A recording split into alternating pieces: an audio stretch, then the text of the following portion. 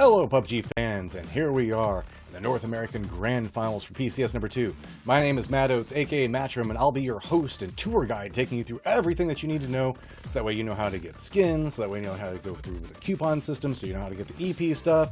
Plus, on top of that, how everything's going to be working for everybody that's going to be playing today. So we'll try to take you through everything that we can, starting off with the overview. If you've been watching PUBG for a long time, all of this is pretty similar. A couple of things have kind of changed up, but nothing too crazy. Start off with, you should know that we are at the end of the second week for North America. You can see us hanging out over there. Asia was on just before us, but then tomorrow we've also got APAC and EU that are going to be going through the rest of the weekend. Next week, things change up just a touch as we're going to go ahead and separate Asia and NA into separate days. That way you just have a constant flow of PUBG Esports to partake in if that's what you're looking for. Behind that, you can also see the fact that we've got our top 16 teams, because that's what this event is all about. The best of the best in North America, and this is what we've got to offer right now. See, a lot of these teams are going to be ones that you know for quite a while. Now, for the flow for the day, it's going to be a little bit different than normal. You can see we're just going to be looking at one map. No switch outs halfway through the day, so it's going to be Miramar all the way through. Then whenever we come back next week, Miramar, and then we're going to end the whole thing back on Erangel. Point system, still the tried and true system that you are super familiar with. If you get first place and you were the last team surviving, you'll walk away with 10 points. If you're the very last team, or the very first team to go out, I should say, you're going to walk away with 0 points. On top of that, you're going to get 1 kill for every, or you're going to get 1 point for every kill that you get. Now then, looking at this, you can also see $200,000 in total prize pool for everything going across the world.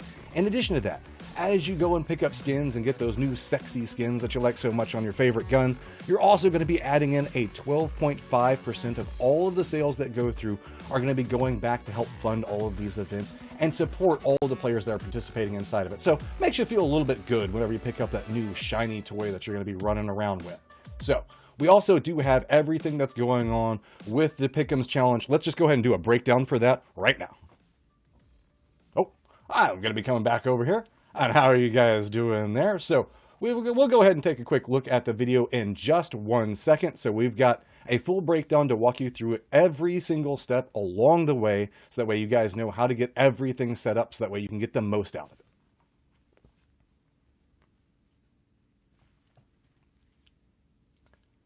Hello PUBG Esports fans. The Pick'em Challenge is back, and just in time for PUBG Continental Series 2, with some new improvements to make earning those great rewards even easier. That's right, starting with PCS2, we've extended the Pick'em Challenge event and increased the number of matches, allowing you more time and opportunities to collect the points you need to earn awesome, unique rewards.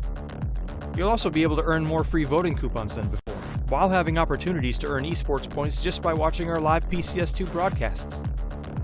The PCS2 Pick'em Challenge takes place from August 19th to September 8th for PC fans, and August 27th to September 8th for fans on console. During this time, you can check out real-time tournament standings, information on participating teams, and player stats in the esports tab in-game. After PCS2 finishes, you'll be able to spend your earned EP in the esports shop from September 15th until the 23rd. The shop is filled with exclusive PCS2 themed skins you can't get anywhere else, so make sure you spend your points while you can. Like before, the Pick'em Challenge is divided into 2 games, Pick the Winner and Team Face-Off. Pick the Winner lets you predict the overall champion from each region. You can only vote for each team once, but with a 100,000 EP prize, you're looking at up to 400k if your prediction game is on point. You'll need to use a voting coupon to cast votes for this game, which can be earned by purchasing PCS2 gear in the shop or through one of the free methods we'll talk about later. 25% of each PCS2 item sold goes directly back to the teams via evenly distributed direct payments and by bolstering the regional tournament prize pools, so you're getting cool stuff, increasing your odds to win even more cool stuff, and helping your favorite PUBG esports teams in the process. Team Face-Off is a game where you predict which of 2 teams will perform better in an upcoming matchup, and plays a little differently than PCS1. It's still a free game that doesn't require any voting coupons, but EP prizes will not be weighted based on how many votes each team has gotten. So it's up to you where to risk and where to play safe. Catching the intense PCS2 action live is its own reward, but you can also increase your Pick'em Challenge odds by watching live. Just like PCS1, codes will periodically show up on screen during the broadcast. Enter these in-game quickly, as only a certain number of people can claim each one. We'll also be giving out coupons and EP on Twitch through Twitch drops. Twitch drops are currently only available for Steam accounts and can only be acquired by watching on Twitch. To participate, make sure your Twitch, Steam, and PUBG accounts are all linked. You can get started easily by visiting accounts.pubg.com and logging in or creating your PUBG account if you haven't already. From here, you'll have easy access to link your accounts. Once linked, you can earn 1 free voting coupon and up to 20,000 EP just by spending time watching the PCS2 action live on Twitch. During the stream, you'll also be able to participate in quizzes that randomly appear on the official twitch.tv/PUBG channel. Answer correctly, get rewarded. PCS2 is happening soon, so familiarize yourself with the teams and plan out your strategy. All 4 PUBG regions are participating, and you can vote on them all. The more you watch, the better your odds of scoring unique skins for your own matches. PUBG Esports, PCS2, and the Pick'em Challenge. Get in on the action today.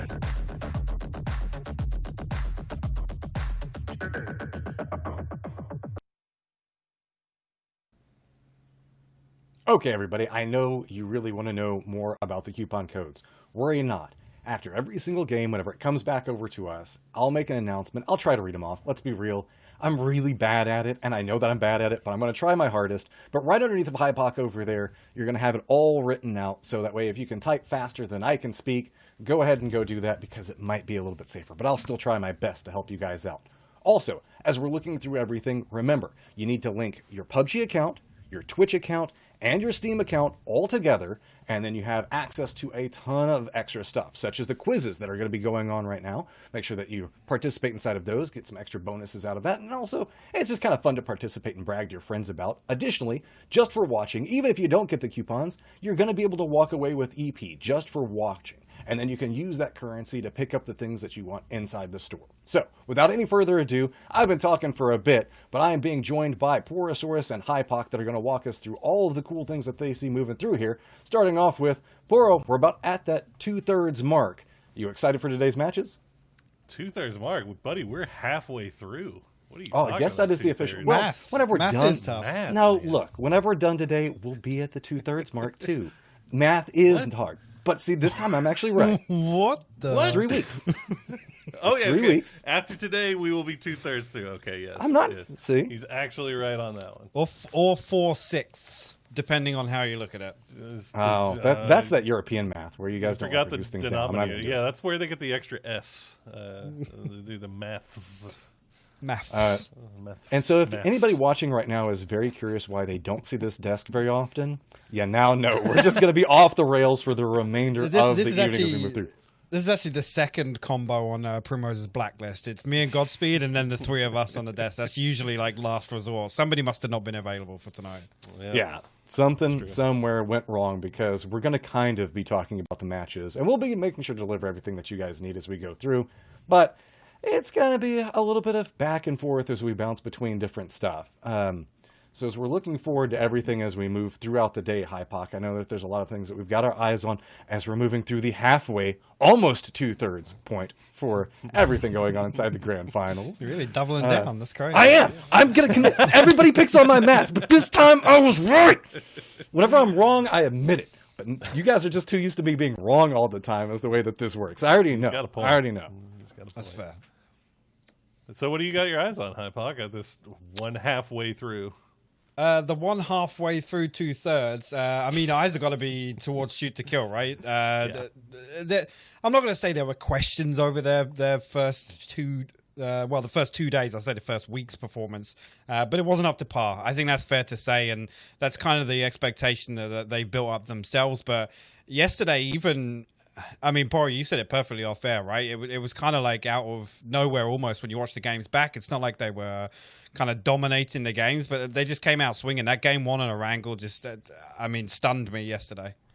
Yeah, I mean, guys, they got, what was keep on talking, but we've got something important to do. He's not here today, but we've got to make sure we reference the highlights. Highlights. Highlights. Speaking of shoot to kill, get a little bit of shoot to kill early action here. Yeah, man, 38 kills, 54 points in 4 games yesterday. They got more kills yesterday than 8 teams have gotten through the entire tournament so far. So, I mean, it's weird to say that it was like a quiet, sexy day for shoot to kill, but somehow it was. I guess it was more because Sonics kept keeping their lead. I mean, they kept growing their lead, and so it kind of SDK kind of flew under the radar a little bit. Well, they certainly did, and it's definitely not the fashion in which we've seen them play before. Usually it's like the games where they pick up points are the ones that they end up winning, right? It's usually like a 15, 16 kill win or something like that, but yesterday was just kind of, I mean, I said it whether or not it was a conscious decision. I had a little chat with Gunnar last night, and he was saying that they were looking to, I mean, in a couple of games, just be more aggressive than usual. Sometimes I actually questioned him about the Alo play in Ruin. Just I don't know if you guys remember that one, but I kind of said, "Yo, what's Alo doing there? Is this like something we're just mixing up?" And he was like, "No, they're just trying something out. Wanted to be a little bit more aggressive in that game." But it was good to watch. I'm hoping now that they've kind of got their heads. This was one of my favorite plays of yesterday, by the way. The double underhand flash here from H-Win, and he was solo in that building for so long. But yeah, hopefully now we're going to see SDK pick up some wins because they were making it through the mid game, picking up a rack of kills, like you said. But again, it's not the typical fashion we usually see SDK do well in. Yeah, 2 second places, back-to-back second places to end the day out.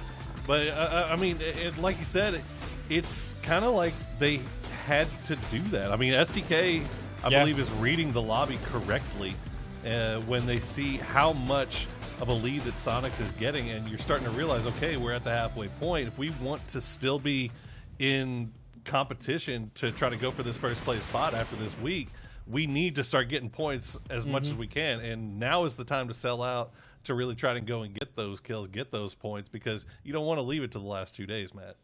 Yeah, 100%. We've been doing a lot of talk about the potential of shoot to kill, because I know there's a lot of, let's say, assumptions being made in the PUBG client right now based off of shoot to kill that have previously been very beneficial for them. But whenever we're looking at the overall leaderboard and how everything is presently shaking up, it seems always to be the conversation about the potential of shoot to kill. Like, are they going to be able to get it together here? Are they going to be able to get it over there? But we've had other teams that have just had a little bit more consistent performance setups.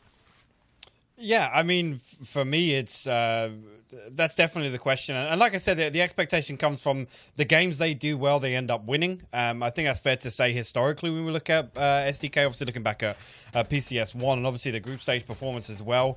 They didn't have many of these like salvage games, but the decision making there as soon as that circle in game 1 shifted away from prison, it was like, okay, well, we're stuffed. Let's find some people to kill and get some points before we go out.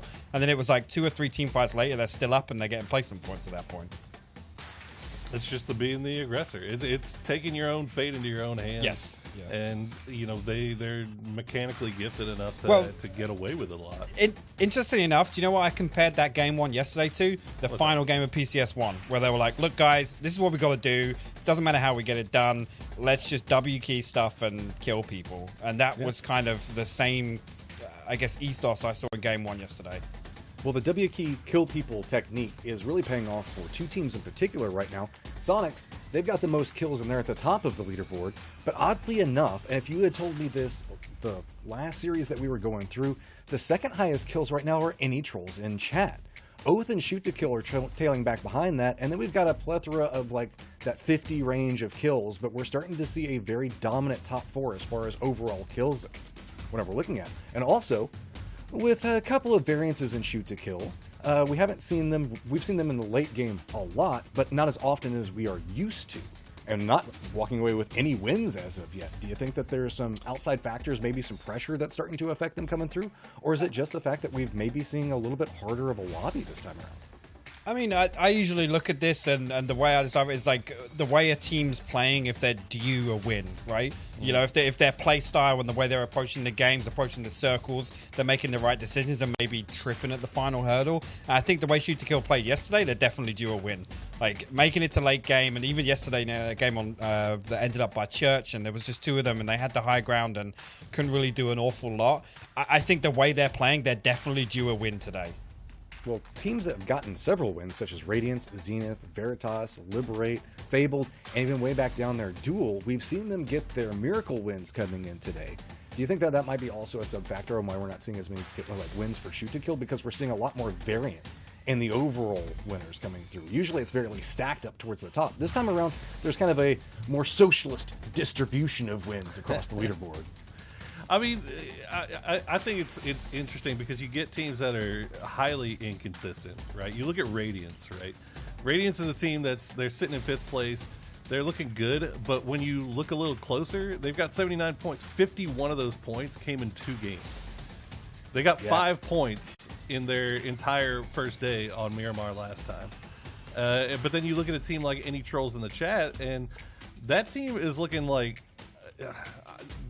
the only way I can think of to describe it, they're that effing team right now. That they always just they're always in the late game. They're always 3 or 4 up. They're always getting kills, and nobody really knows how. But they're finding. For some reason right now, things are really, really clicking with Marcelic and Norcus in particular, as far as mechanics go, and just finding good fights to take, and they're just coming out on top of them every single time. So, I mean, it feels like luck goes a little bit their way right now, and I don't think there's any team right now that's hotter than Any Trolls in the chat, despite maybe Sonics. Well, you couldn't have said it better, because we're moving over into talking about our independent teams that we've got our eyes on today.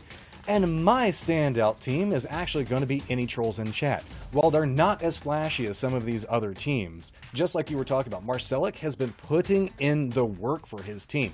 They constantly and consistently make it into the late game, and we always talk about the consistency is king in PUBG Esports. These guys are insanely consistent right now.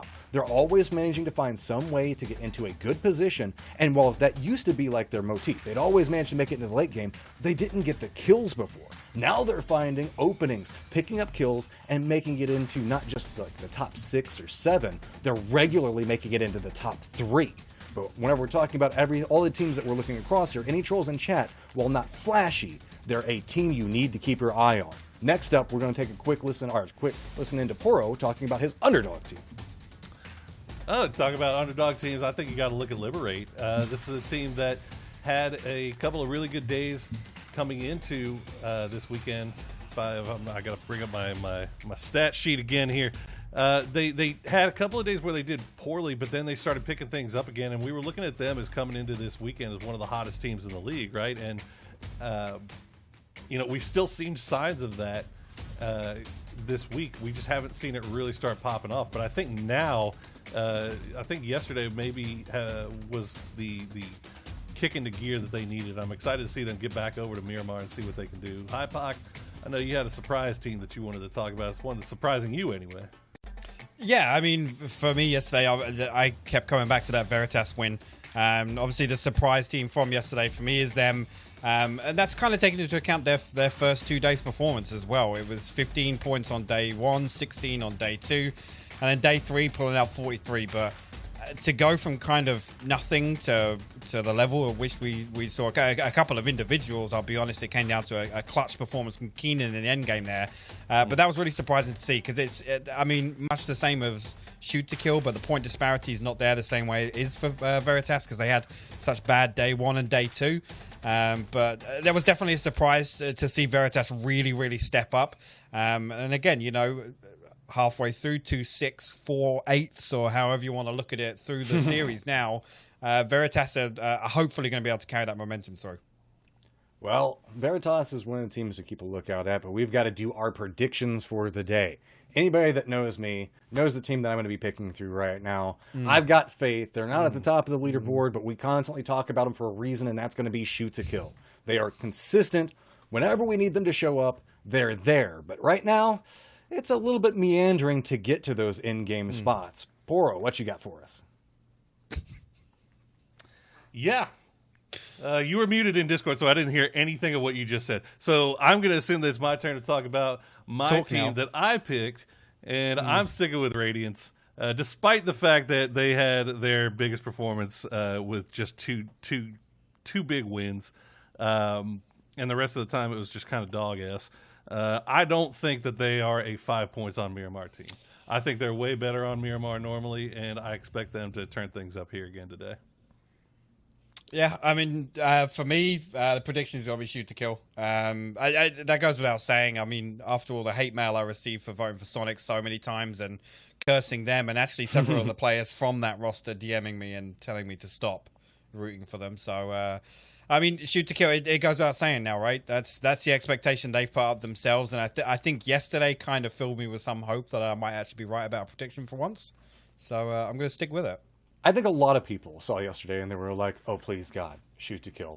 All my hopes and dreams rest on you right now," because we know the fact that they managed to pick up a ton of votes every single time. But with that being said, Sonics are putting up a hell of a fight right now, so it's going to be a matter of, can Sonics keep up this rush that they put out in the earlier sections? Well, I know a lot of people have their hopes and dreams resting in Shoot to Kill's favor.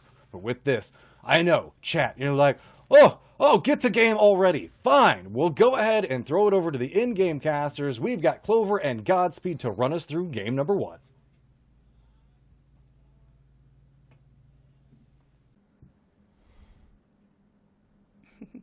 Thanks, guys. Look at you. You look so stunning today, Godspeed. Wow. Thank you. tell I you, appreciate yeah. it. You look great as well. I appreciate the kind words. You don't have to lie, though. But no, I mean, you know, here we go. Once again on Miramar, casting Miramar. I think this has become We're just our home. Yeah, we're just completely. home. That's all it is. Just, you know, casting from home on a sandy, beachy map, you know. You know how I feel about this. Clover, I want to ask you a quick question. Give me your thoughts on yesterday. What did you feel about yesterday? Man, yesterday was very interesting, right? Because we had a lot of fantastic displays from some of the teams, and we had a couple of disappointments. Yeah. Not so fantastic. You know, ones. and not to keep throwing some of the same teams under the bus, but I think we saw a lot of guys give up the in-game. You know, not to call one team out specifically, but a couple. And when we get into the grand finals, that's really something that you can't, you know, make a mistake at for this level. And so that said, switching gears back onto Miramar today, I think might be a good opportunity for some of those teams that fell just a little bit short. Some teams that haven't really put down much since day one as well. It's be a ample opportunity for them to kind of have that redemption. Fabled is a team that's kind of come into mind. We've really seen them bring a lot on Miramar, and thinking back onto yesterday for Erangel, they didn't really accomplish too much.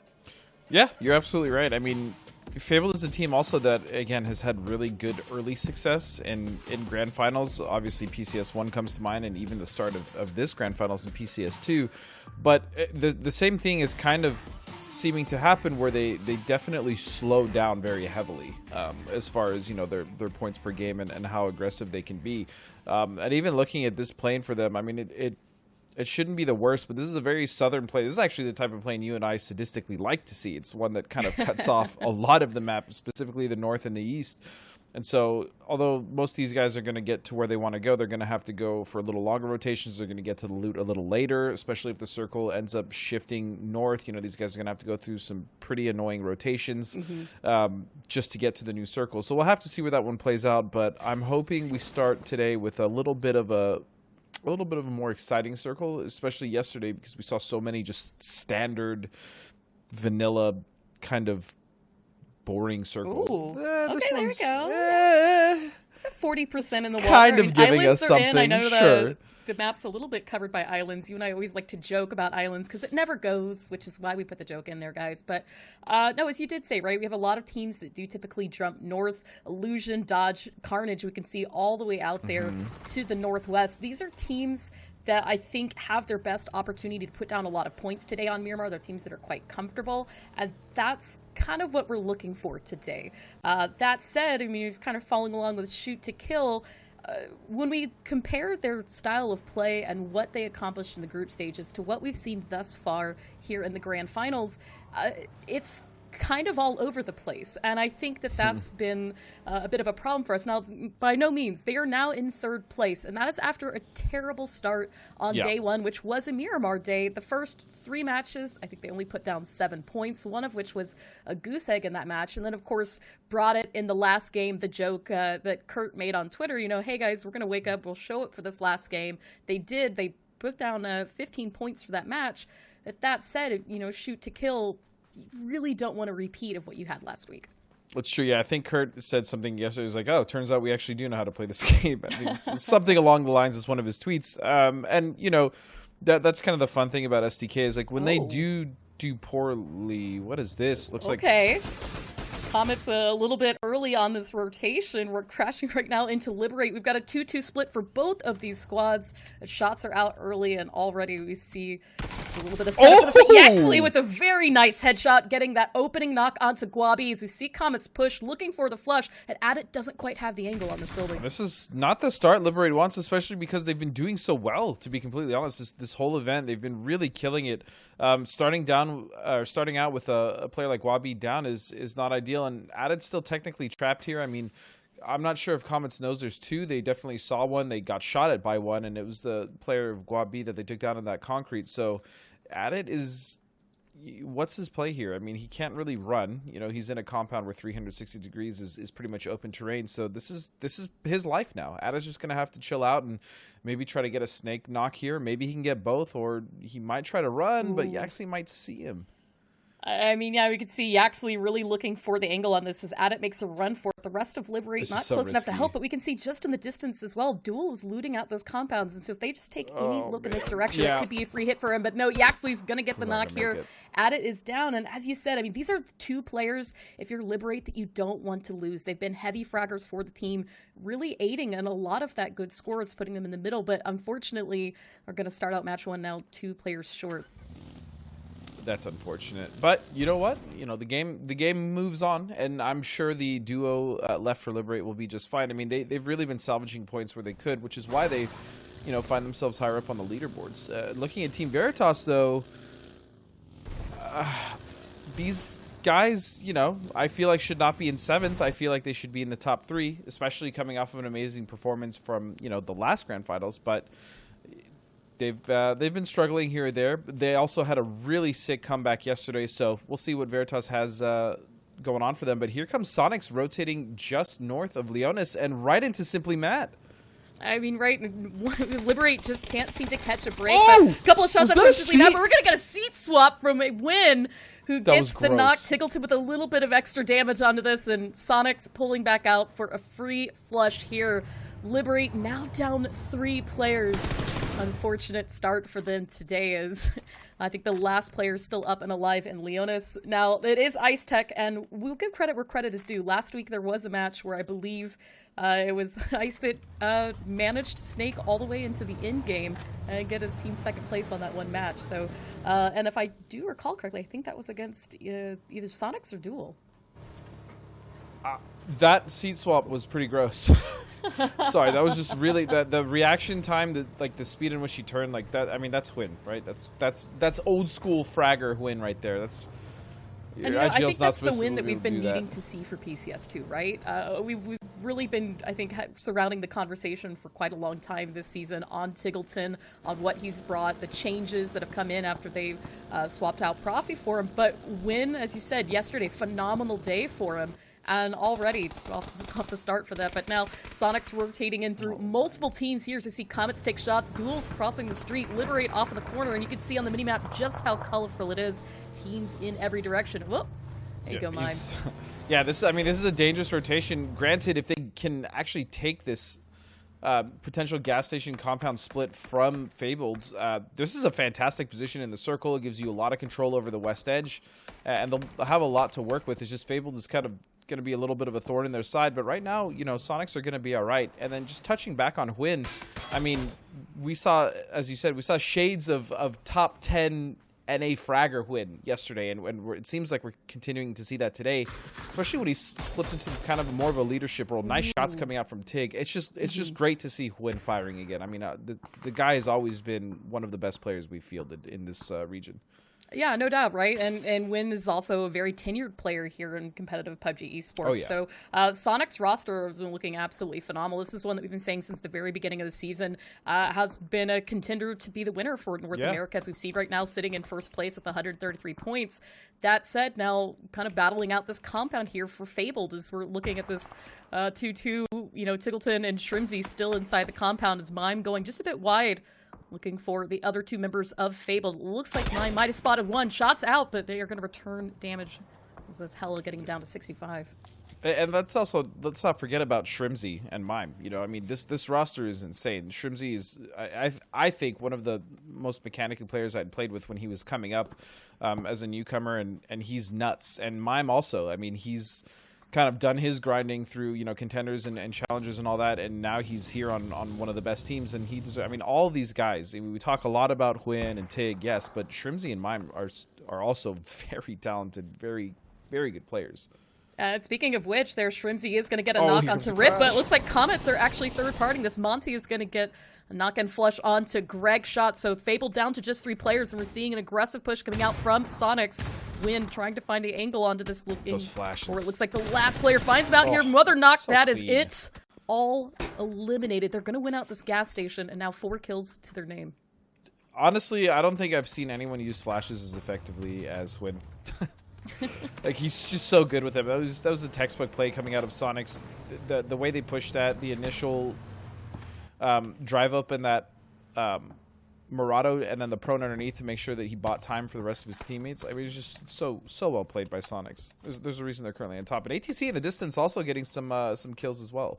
And this shift, okay, this is the type of shift we want to see. That toxic shift, okay. Oh, I know the map's a little bit in the way, guys, but we've got a 50-50 water-land ratio split. The islands are still in. Now, I mean, again, the probability is very, very slim to none that we are going to have an island in circle, but that just means that with 15 teams and 54 players still up alive, the availability for them to rotate not only through but also put down is going to be really difficult. Unfortunately, speaking of difficult, Ice Tech is going to get found. Yep. Tiggleton finishes out that squad wipe, and Sonics now with 5 kills to their name.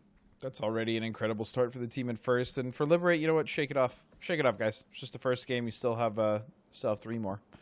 That happens. It's the nature of it. And here comes Oath with a rotation. I'm loving this. Coming into the bottom side of... Sorry, I'm just trying to see how are they going to position on this SDK.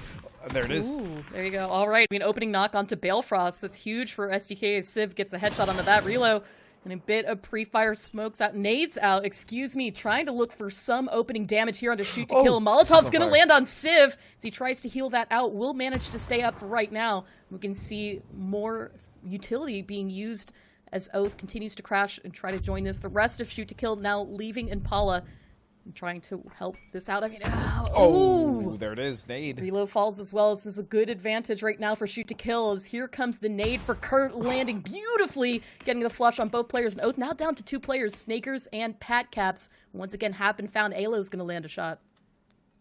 Yeah, and that's kind of why I paused, because I wasn't sure if Oath had seen, but they basically walked right into a trap that SDK had laid, and 2 members already down, Snakers and Pat, the only ones left. But, these 2 players can still do a lot of damage coming in, but here comes the push from SDK. All right, the aggressive push in hand. We see Luke 12 still with a nade and a molly to his name. Civ is going to get knocked. Snakers picks that one up. As Alo falls as well, Snakers has the angle here somehow. We see Kurt continuing to look through, trying to find it here. Last smokes out thrown, and that nade. Doing just a bit of damage, but Pat still can make working a on huge these play reses. If he's willing to peek this. Nade. This has got to be enough. Underhanded, the nade should do enough damage. Pat Caps will get a knock onto Civ, but not before Luke 12 returns the favor. Another nade is out looking for the flush onto this. If he can get Pat, there's only Snakers left. This could be huge for shoot to kill, who still has 2 players down. And you see those reses still coming back out. I like this. I really like this from Snakers. He knows SDK is hurt. Resetting this fight would almost mean that Pat and him would still be at a disadvantage, but he's got to move quick. He's got to get the kills here. Oh, this is a nice angle. The smokes are in the way, but Snakers picks up 1. Luke 12 gets knocked and flushed out of this. More damage into the smoke, but Alo and Civ are going to avoid it. We can see them back up at good health. Kurt walking around wide, trying to make sure Pat bleeds out. We can see Illusion now rotating back behind this in the distance. They're going to stop short and join the fight, and that might be enough of a distraction to allow Snakers to escape and shoot to kill, now needing to turn their focus elsewhere. Nice shot coming out from Kurt. I actually thought that was Civ that knocked him, but it was Kurt from the side, and now Illusion is in trouble. Illusion's losing Icy Flex and Adam. Both have been flushed out as we take another look. Plenty of water still into play for this circle shift. That said, shoot to kill, the fight at hand here is still going out strong as they're down to 3 players. I see actually off in the distance, free me please. The last one up for Illusion not choosing to engage in this fight. Yeah, I mean, there's no point for him to. I also wanted to point out real quick that position that Carnage had on the north side. That's something we actually saw STK do a long time ago when we had a similar circuit that actually went to the island. I'm pretty sure they're sitting up there so that they can shift or take a boat to the island if the circle does actually shift there. Because although it's unlikely, there's a chance, and I really like the fact that they're potentially set up for that. And, you know, setting up as well, 303. This is a team that I think that we've been a little bit underwhelmed for, but actually break away from that for a second. ATC and Veritas have pushed one another here. We're seeing a trade of knocks. Marcus goes out as well. Pentalol and Keenan getting flushed, so... Ooh, that's gonna be such a difficult sharp shot. Down to 13 HP, Jazza falls, but it doesn't matter. The door is open. Marcelic was waiting, and ATC clears house. Look at this. Jeez, that was a crazy fight that, I mean, we literally just walked onto it in the middle. There was already a few knocks going down. Veritas put up a good fight, but ATC, again, finding the kills, absolutely ridiculous. And we see Snakers there, just to the south of the compound that STK finds themselves. But then we also saw a member from Dodge. What happened to them? Yeah, I mean, just absolutely insane of how many teams have thought to rotate through this area. But when we see circles that hug the coast with this much water into play, it's really going to minimize the amount of places that these teams could rotate into. As we see 303 still playing the edge here, trying to work their way into zone, but Zenith continuing to try and gatekeep on this Honey Badger, taking shots. Hasn't gotten a knock just yet. Oh, and it looks like Sonics have an angle on this. Landoon is going to fall. D-Rich does try to reset, but he resets right in front of Kickstart and Mystery. Unfortunately, 303 is going to lose 2 in this. Yeah, and 303 has just had such a rough tournament so far, to be completely honest. I mean, we had talked to Honey, you know, we had expected a lot from these guys coming in the grand finals, but you know they've been kind of floundering a little bit. They haven't got the points. Their edge control hasn't been as strong and crisp as it has been before. Loeb's going to go down to Zenith. It's just been a struggle for them and hardships actually. Yeah, Houston kind of had a decent display on day one. We saw a little bit of I want to say what we were kind of expecting, maybe a few shortcomings from them, but with these Miramar games, especially with where Houston tends to land, right? We oftentimes expect them to do quite a little bit better. Now, this circle did go hard east, far away from their drop spot, and we can see already they've lost Lobes and J-Sync, putting them at a bit of a disadvantage. But, I mean, Houston is another one of those teams right now that's sitting on the middle of the leaderboard that's going to need to work themselves a little bit of magic today as we go through, you know, the end of week 2 and into week 3. Yeah, and to be honest, like with only 2 up and looking, Impala's circles are so weird because there's obviously a lot of city to fight in, but at the same time, there's a lot of open area as well. You have this entire back ridge, this back mountain where we famously saw, you know, Relo do a lot of work from.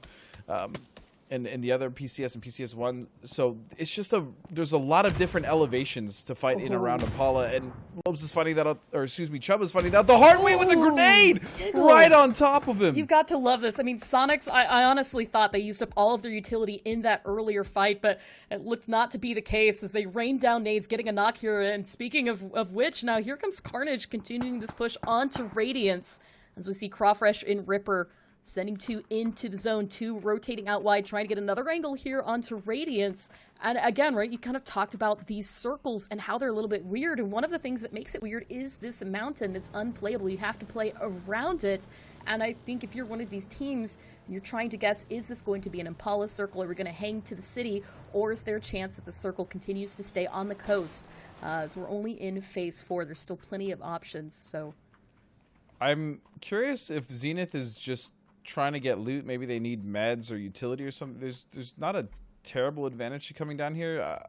I can understand if they're trying to just hold out the south, you know, potentially take care of Luke if they know he's around there somewhere. But there's a lot of vision denial there from that position, and I don't know if they've scouted ahead yet. So, you know, Zenith is just, it looks like they're just going to play hard south edge. I mean, Zenith, right, is kind of a team that we've talked about that has made some interesting decisions. And, oh, there you go. Maluk has been found by Roth. So Zenith will pick up that one. Hard shifts eliminated into 13th. So go back to this angle. We can see off in the distance, Sonic's still uphill, and they have been taking shots at teams down to the south. So, you know, with that, as you said, this is good coverage. But the moment that they need to start pushing through, are they going to be able to do so safely without Sonic's pinning them down? Right, and that's the big thing is, sure, they're safe now, but not only are Sonics ahead of them, but they also don't know what's really going on in the rest of the circle. They can't really see anything. They can't scout. And that just depends on how the circle shifts, if they'll really be able to work from that position, or if Sonics is just going to kind of gatekeep them. We'll have to see. But ATC, you know, down to 2, still 5 kills on these guys, and they're continuing to just rack those up in an impressive display, because these are guys that really didn't get, you know, a crazy amount of frags in the past. Yeah, I mean, I ATC, really love seeing it from them. I agree, right? I mean, Aguila, Norcus have just been working wonders for that squad right now. And 101 points to name, sitting in 4th place, but they're just 7 points out from tying with Oath. And so anything is really possible today. I think there is an opportunity or even a chance where they make it into 2nd place, or perhaps even overtake Sonics, but they are going to have to really work on the discipline to keep 4 up through the late game. That said, speaking of discipline, Zenith continuing this rotation up the edge of the coast. Nades are out towards Karn, Maji, and Zregod trying to find an angle onto this. They do have vehicles for rotation, as well as Crawfish still inside with Ripper. So not a full 2-2 split, but I think really 2 up the mountain, 2 on the other side of the coast as Carnage tried to get the last information of who was on the coastline. That said, the circle is shifting back south, and I think this could be a city finish as much of Impala is inside this zone. I mean, either way, I think Sonics is in one of the strongest positions yet again. I mean, that being on the backside of that kind of mesa, that plateau, is so huge, especially when the circle starts to center up around it. Or even if the circle is in Impala, which we obviously have some in, you just have so much vision and so much to work with. So Sonics is going to be in a great position. I also really do like the way that Zenith kind of wrapped a little bit towards the north. They realized the Sonics were above. They didn't really have a lot of vision, and so they were playing that correctly as well. And now Radiant's coming in late to the north side as well. It's going to be busy, but they're going to get in relatively free. They did a lot of scouting to get here, or at least some scouting, I'll say, and they're going to be able to move on foot. Most of these teams, this is now a foot circle. You're not going to see many vehicles or much driving left. Now, and we can see off in the distance as well, Carnage just outside of zone, but Snakers is right above Los HD, so he does need to be a bit careful. We've seen how deadly Snakers can be in these buildings already today. Radiance looking for the good coverage and the high ground. Not to mention, look off in the distance, we've got 2 members of Dodge and ATC in 2 other buildings, so very busy north of the road here. Yeah, and Snakers, we saw earlier, his team kind of got picked off as they were fighting. It was a valiant fight with SDK, but I really want to say that that play he made, I mean, I respect that play. He was just going for it. Getting Pat up was just going to reset the fight, and, you know, he had the opportunity. Got a kill for it. And now he's alone. All right, a strong push from Radiance. He's going to send 2 in. One gets knocked, but McCoy finishes the job. They won't lose Los out in this. Will manage to get the res. But all of that noise should have attracted the attention of the last of the squad, so we can see on the minimap, it's just a full rainbow of players up here to the far side of the north. 11 teams, 33 players left alive, and with a zone like this, it's going to be insane.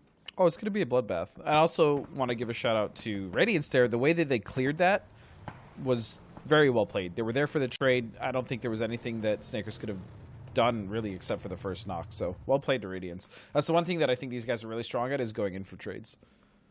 Yeah, I mean, you know, we did kind of talk a little bit about Radiance's disappointment, Miramar last game. And when we look at the group stages, and Miramar was one of their strongest maps, where we managed to put down quite a bit of points onto this. And so you really hate to see what they did last week. And so if you're Radiance, you want to come out a little bit stronger, and already racking up quite a bit of kills onto this. But now as we take a look over at Zregod, he's taking shots out at Radiance. And the rest of the team's up to this north. If this circle shifts hard south after this zone closes, that's going to spell trouble for all of these guys. And as you said, a bloodbath indeed. Yeah, and here we go. Circle's going to shift. Oh, man. The north is going to be an absolute slaughter. As Sonics is still sitting very comfortable on that plateau, they're going to be able to hold out Zenith fairly easily. And now all the teams, as I said, that aren't in that circle are going to have to rotate in. Some vehicles will be used, but it's going to be a short drive as Impala's down the street. Already you can see just the bullet tracers across the stream. Carnage taking fire left and right from multiple teams. Duel's in a really great angle on us as Lampalot manages to get a couple hits onto Zregod here. So packed. There's nowhere left to go. Carnage struggling just to control. Will manage to find some safetyness, almost running over themselves, but managing to keep up just a bit. And Sonics don't quite have the angle, but now you've got Radiance, you've got Dodge, and you've got ATC that need to do the same. Oh! Ooh. Nice hit by shot. Marcelic. That's going to be McCoy going down, and there's no possibility for res. McCoy's actually just done. It's just going to be up to Los and Gaxi. And this is not going to be the most friendly run that they're going to make. I promise you that. Oh, you can see already Marcella getting nice hits onto Gaxi, down to 79 HP, but more bullets out the window. Can't find the knock on this just yet. Gaxi down to 16 HP, and Radiance will get eliminated just before the curtain of the blue closes in. Throwables are out by Dodge, but they need to walk around as well. As we go back once again, Zenith managed to make it into the zone, albeit with a little bit of loss. Roth is going to really fall out here. Kickstart has been knocked, and we can continue to see all of the throwables coming down from Sonics who don't quite have the angle onto this. Carnage in a really good position to get in on this action as well. Zenith is in such a rough position. They either have to take the fight down to the south, like going up the hill, or they need to push Carnage, who's very much entrenched in that position. So either way, it's going to be rough for Zenith. But I mean, they have the fragging power. Let's see what they can do with it. Reno, we see right there, has a bike out. He's taking fire from multiple people. It's going to be Tiggleton that gets the knock and flush. Donage eliminated as Carnage finds out Corsac. And Maji getting knocked out as well from Carnage, who overextended just a little bit. And Sonics are not giving up on Zenith. I love this aggression. They are going to pull back a little bit, but 9 kills to their name and an AWM in Mime's hand. That is very scary. 10 kills now for Sonics, who are on a spree. Win with 3, Tiggleton with 5, Mime and Shrimsy a kill each. And as you said, scary in Mime's hand as it's now prime time, Mime time, looking to catch ATC as they cross the street. And it's going to be another knock there for Crawfresh. Actually, he's going to get the knock and flush onto Leda. Yeah, and like I said, it's really rough for Zenith. The best option they have now is to try to pick up these kills and maybe get a push. Shots coming out, but they're going to have to push one of these teams. Again, it's either going to be Sonics or Carnage. Take your pick. And the circle is going to transition itself into the city, which I think is what we were expecting. And Sonics, who have had prime position in this location, are going to have to migrate and move. And the question, of course, comes is how can they do that safely with so many teams already in the zone? And as you said, right, you've got Zenith and Carnage here, but good angle onto this. 303 could really be a deciding factor here on Sonic's ability to get into the zone, but we're seeing them continue to wrap out south, find an angle that looks safe for right now. They should be okay. Honestly, this really isn't the worst rotation, foot rotation for them, as they have a lot of cover still to work with. Yeah, I think that's the one that Mime potentially got with that but SDK in a lot of trouble. Nate's coming out. Purdy's already knocked. Ooh, and good damage coming out from Duel onto this as smokes are out. Alo tried to make it across the street, but is going to lie prone and use that first aid kit to keep him healthy enough to get there. Voxic, meanwhile, getting a knock onto Shrimsy as nades are out, and 303 loses 3 in this. Voxic trying to keep the dream alive. We can see Comets are also on the hunt here as they do have an angle onto this fight. So Voxic will survive for just a little bit longer, but that's going to give Sonics enough time to recover. Yeah, Sonics, I mean, losing 1 in that run is not the worst. Lane dude's knocked. Voxic is also going to go down, and that's just 303 eliminated. And Sonics now has a wealth of room to work with. I'm loving this position win. The last descendant in here. And they've got full safety on the edge of zone. Curdy, meanwhile, unfortunately taking quite a bit of damage into the blue. And not really any other position for them to get here as Duel's continuing to wait across the street. So Kirk just trying to heal and stay alive as long as possible onto this. The blue doing its own and actually managing to find safety onto this. Getting shots onto Danny G. Will actually get the knock. Hasn't found the flush, but here comes Cherry. Oh, he wanted the flush so bad, Kurt. And I respect it. I mean, in that position, crossing the street, knowing he's probably dead, he went for the point he could get. But here comes Zenith now, coming up from the position that we saw Sonics before. And if he can get this knock, that's actually huge. Kickstart might be able to get off. You notice it gets Tiggleton down. Sonics have one more down as well. Win is, and all that's left up is Mime.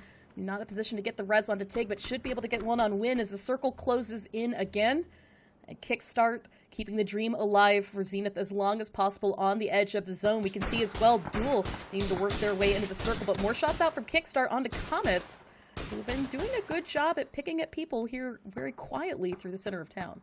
And I think, honestly, Kick might have missed his opportunity to go down. There was 2 knocked from Sonics. I'm pretty sure Mime went for the res, so he could have got down. Now he's going to have to do this with smokes. I don't know if that's going to be enough. Now Comets is also looking at him because he shot at them.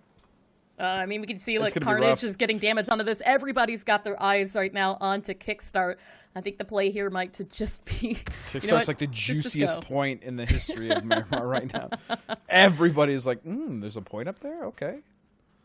There we go, and Duel working their way into safety. Now look at this. Raygon actually still across the street watching Kickstart. It's actually going to be Danny G that gets them in the end here. Duel now with 3 kills to name and smokes out a plenty as Wooly trying to create a good smoke wall, getting him into safety. Carnage, biggest threat right now, also on the edge of zone. Somehow we still have 4 teams and 14 up left alive for this circle. The damage keeps on coming. This is very consistent with Impala circles. I mean, everyone just clumps up in these very small buildings. There's not a lot. And look at Carnage. They're actually getting a flank here onto Duel. Zragod actually rotated all the way around back behind him, but Wooly spotting out, looks like Ripper, but not before Ripper gets the knock first. Zragod very quietly looking for the angle, spots out Lamplaw, gets the knock onto this as well. Flush comes out, another knock comes out from Duel, almost entirely flushed out.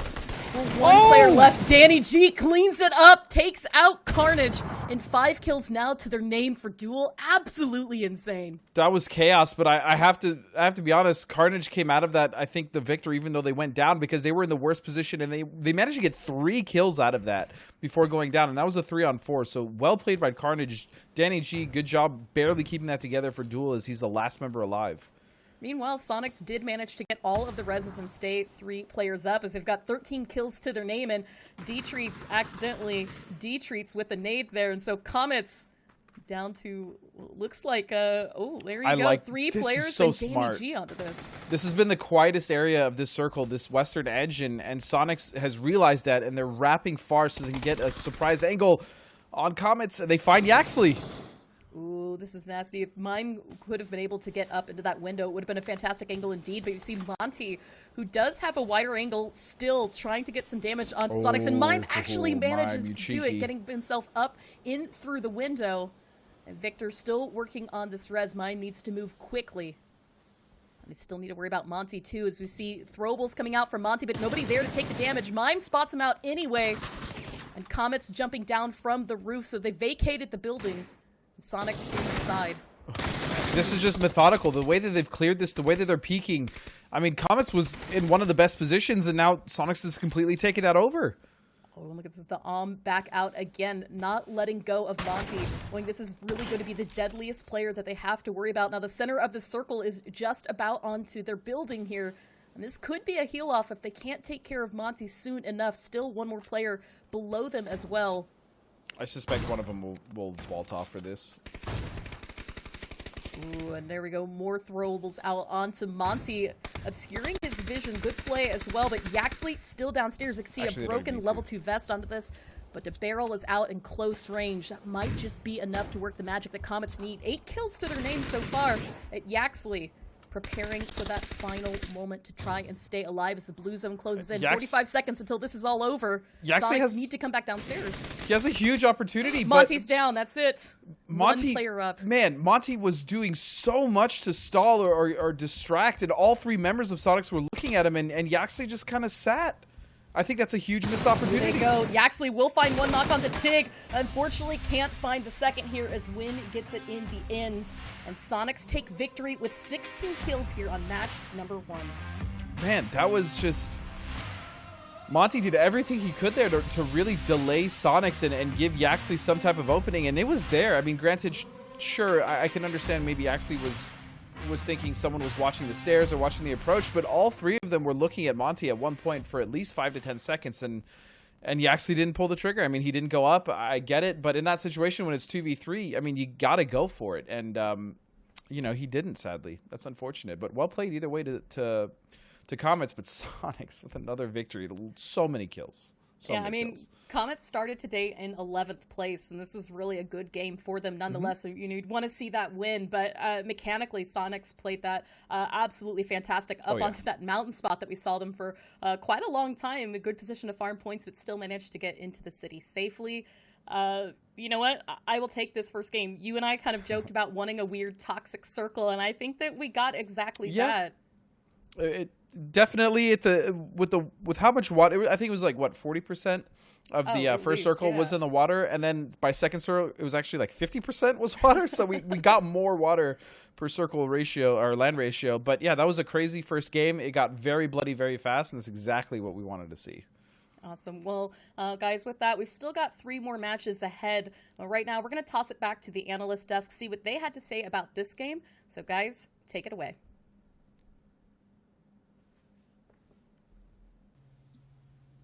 Coupon code time, guys. I hope that you have your game open and ready. It is IUVVTH3B1QJN.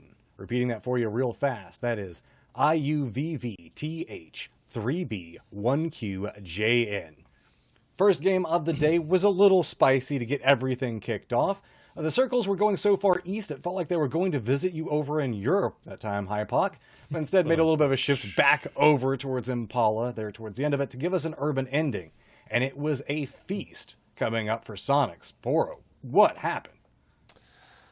I mean, like you said, it was the hard shifts over to the east every single time. I mean, we went into Circle 3 looking at a 50-50 circle, and I mean, nobody really ever wants to crash Impala, right? That's kind of like a last-ditch effort type of thing. And I think everybody was anticipating that it was maybe going to finish maybe a little bit off to the east or just to the north of Impala even. But I doubt anybody was thinking it was going to be an urban ending. Somehow those Sonics playing from the south, man, they just cleaned up. They cleaned up everything coming around that mountain, Hypoc. Yeah, they did. I mean, they're great pathing around from the east side. They were even messing with a couple of teams that were stuck down towards the water. Obviously, Zenith, hard shifts at one point. But before they came down off the rocks and tucked themselves into the east side of Impala, they already had 10 kills. So at that point, they've done the hard work in terms of points. But this fight, early game here, I really wanted Pat to peak so much earlier. I mean, he got the re-knock there onto Unciv, and then Snake is unable to clean this up. He did manage to pull out and put Luke 12 down at some point, but SCK, again, weakened early on. Difficult position as well, crossing this road late on. Like you said, it's such a weird time to decide on when to crash into Impala, but when you got to cross that road, it's never pretty in the end game. It's definitely rough, but if you're SDK, you know what? You're still happy, right? You got dealt kind of a crappy hand as far as the circle goes, and into Impala playing across the road, but you still left that thing with about 6 points off of kills, and you know they're feeling okay. And you know it comes down to the Comets and Sonic's fight there at the end. But look, maybe I'm crazy here. I don't know. Hypoc, Matt, maybe you can let me know. I'm sure you will. But that to me looked like a fight between a team that has spent pretty much the entire Grand Finals being involved in fights and getting to late game versus a team that this is like one of the first times we've seen them there in a while. 100%. I know, Hypoc, you got an opinion. That approach that Mime took, where he took that sneaky climb up to move into the building, that was absolutely beautiful and such a pivotal moment coming up for Sonics moving into that position. Hypoc, sounds like you got something to go through. I mean, I'm kind of with Godspeed here. Yaxley's got to make a play there. If you're going to be a team that wants to, try and close out games, at some point he's got to make the decision. And I think, Godspeed, nail on the head there. There was so much time for Yaxley to do something, and he ended up doing nothing. That might sound harsh, but his best chance to win that is when Monty is a distraction. He's baiting. He comes up, gets one, maybe magically gets 2 knocks, but bringing it down to the 3v1 at the end there and just playing behind the bar in the ground floor. He's kind of just settling for second place there, and they're a team that desperately need points. So that's the thing that's surprising about that. To be honest, it felt like maybe their timing was off, or they thought the timing was going to be wrong. It felt like they thought they could keep Monty out there on the edge for long enough to where Sonics would have to leave the building. And as long as Monty plays his life right there and just is a distraction, then Yaxley will be there to clean up whenever they do jump out of the building. Yes, unfortunately, no, the circle was the timing was just off. But that's the thing, is even if Yaxley makes a move, he becomes a second distraction that provides more time for the other member to try to make a play off of it. So it almost has its own synergy. Just having one person sit back and try to pull all of the attention one direction while the other person doesn't get a lot. I understand he didn't have a clear, easy angle, so not putting a whole bunch onto him. Remember, they were playing the upper areas to start with, and actually you can see kills coming out huge for Sonics on the side of that one. Marcelic yet again inside the position. He's just constantly putting out so much work for ATC.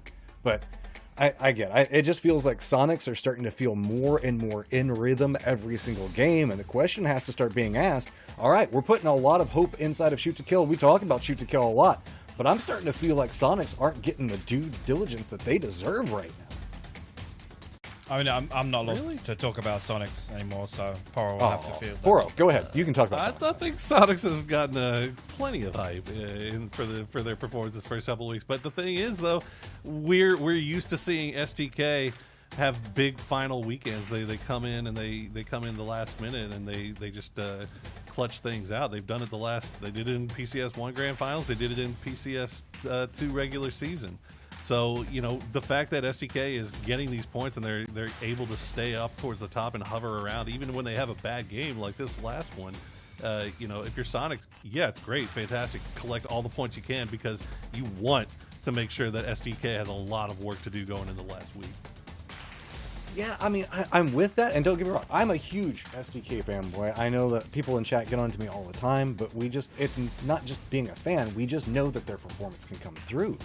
Right now, it just feels like Sonics is playing at a peak we haven't seen Sonics achieve in a while, where they're just so consistently dominant. Look at this. We're looking at a 49-point lead at this point. That is huge whenever we talk about the fact that we still have next week to play through, which is going to be 8 more games. That puts more and more pressure on both Shoot to Kill and Oath and any trolls in chat to try to figure out how to scrap together every single point they can, so that way that this just doesn't become insurmountable. Well, I mean, the other thing to consider, obviously, 13 games out and you've won 4 there. That's just a fantastic result. Yeah. I mean, it's look, I'm still interested in any trolls in the chat, man. This wild card that nobody was really expecting, and I don't know if Marcelo just got a new gaming chair or what, but he is playing absolutely out of his mind right now, and as a result, you know, most of the times we see that, right? When one guy starts just balling out, we see somebody else on that team have a much better performance as well. It's just kind of a byproduct, and Norcus has been there to kind of pick up on what Marcelic is getting done right now. So I'm really interested to see what HTC is able to do in these next 3 games on Miramar to set themselves up for this final week. Look at this. Whenever looking at the top kills overall through everything so far, only 2 teams there. That is a dominant statement. We're talking about the amount of kills and how these 2 teams are so active in different stages of the game. And it is just starting to be a chokehold on the total points, because we often see kill points be a big factor in turnaround for teams like Shoot to Kill and how they manage to cling to bad games. We talk about it a lot. If you got a bad game, try to get a couple of kill points if you can't make it to circle. Well, if 2 teams are killing everything around them, you lose that opportunity. I don't know, man. Look, Hypoc, you played for a long time. If you were going into halfway and you saw a team 50 points in the lead, what are you thinking? Past halfway. If you're one of those, shut up. If you're around that 100-point area and you see Sonics up there at 50 points, what do you think? Are you thinking, you know, just keep playing our game and hope for the best? Or are you starting to change things up a little bit now? I mean, it's always the same kind of argument, right? It's whether or not you're going to allow another team to kind of dictate the decisions you make in game or the play style that you adopt, or whether or not you are fundamentally doing something that isn't equipping you to catch them up. I think there are a few teams that are capable of closing a distance like that. I think we've got 2 or 3 within this lobby. Again, eyes go back towards Oath and SDK. They have the possibility of stringing together 2 or 3 wins, but I don't know. It's really, really difficult to kind of single out one thing that would work for a team like that. But again, I think teams just need to stick to their own game plan. It's like I don't know. It's like at this point, what's going to slow Sonics down? Like we haven't seen any weird situations that throw them off. I don't know. Well, whatever, we're looking forward to anything that could be going on in Season 8 and into the future. We do have Fry that might be able to give a couple of breakdowns on things that could slow down the Sonics run, potentially in the future. So, Fry, give us a breakdown on some of the things that are happening in Season 8. Help me, Fry. Hi, It's your favorite talking cookware fry. Today we're talking about the most versatile object in the game, the jerry can. With this new update, you can melt people's faces clean off in more creative ways than ever before. See, now the gas absorbs into the ground, making it harder to spot and easier to burn your enemies alive. As always, just watch out for self-immolation.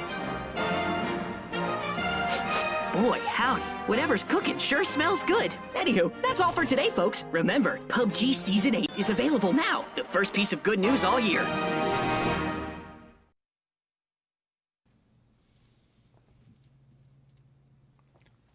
There we go. Season 8 is happening now. If you have any good plays, decent plays, funny plays, anything amazing that you want to talk about that's going on in Season 8, make sure you use hashtag #LiveToSurvive. Oh, I was going to see. No, we were in rehearsal. Hypoc gave us a song, and he's not going to do it that time. So, no. It's all All lies. right. It's all lies. It was beautiful. It was amazingly auto-tuned. It was fantastic. And it's too angelic for chat. They couldn't handle it. Between the sex appeal that you already bring, hearing you sing, it would just be, nobody would want to even see games anymore. They would just be like, give us more Hypoc singing on analyst desk, please. Spam 1 in the chat if you want him to unbutton one more button. Or spam 2 in chat if you want him to sing next time we have to do that call. There you go. Okay. Applying the pressure The Live now. to Survive remix. Yeah. Not happening, Yeah. boys. It's going to happen. Come on, chat. Help It'll us happen, out. chat. We need you to It'll do happen. this. Okay, He so caves. final thoughts before we move on to the next game. Naturally, Sonic's lead is a big factor inside of this. We've kind of talked about different aspects as we move through. Is there anything you guys haven't gotten a chance to really delve into yet, such as like we did have ATC making it into the top 5, top 6 yet again. I don't remember exactly where they went out inside that section. Still using the very scrappy system to come through. I mean, for me, I'm hoping this is something with the Sonics. Obviously, their standout performance has come from Miramar, and this is just looking at PCS.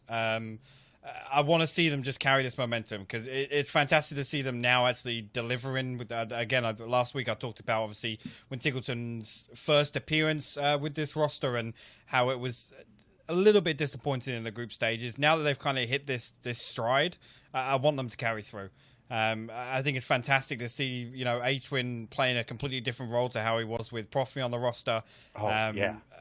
So I just want to see them keep improving. And anybody who wants to see something special, by the way, just hop over to H-Win's Twitter.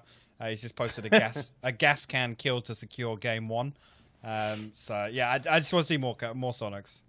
Of course he did. What you want to see more of? I want to see a northwestern circle because I think that's the ones that Sonics has the most hard time with. I want to see if they can actually pull those off. Well, we have 2 casters that always summon fun circles. Clover and Godspeed, give us another fun one.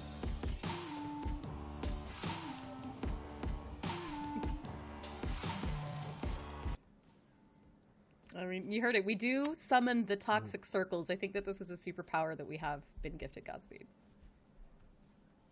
Clover, I'm going to be honest with you. Oh, whoops. Excuse me. There we go. Godspeed could Not even a little bit. I tried to read your lips. No, I failed. But I was failed. just saying, Godspeed, you and I do have the superpower to summon very toxic circles It's indeed. And toxic circles is kind of what we've been needing this weekend. Yeah, the circles have been pretty standard. I was excited for last game. It was good. I think it was a phenomenal game that we had, and now we're going into the second game. Can we repeat our?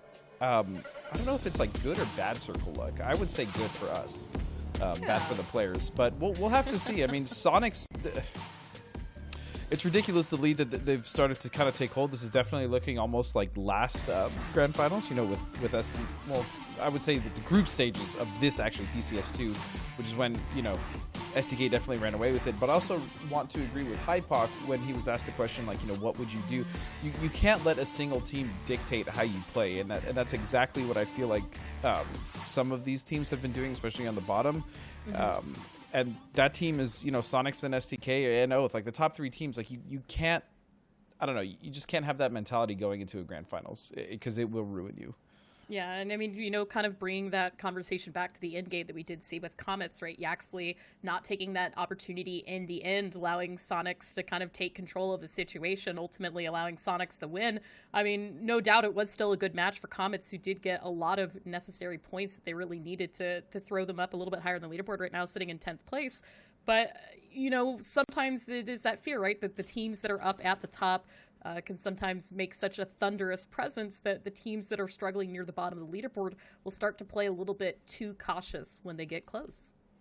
Well, it's also just hesitation. If you start to have a good day and you start to catch up, then you don't want to lose, you know, that momentum, and so sometimes these guys will change the way that they play.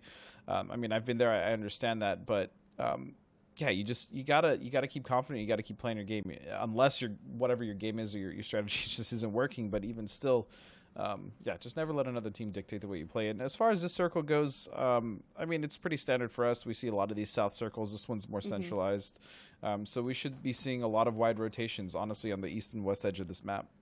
Yeah, I mean, we've got 8 teams already in this first circle as it has popped, but plenty of teams out to the north and northeast that we'll need to worry about rotating in pretty early on. Sonic's taking out their normal drop spot of Picado. They'll have plenty of time to loot and then move on to their next location.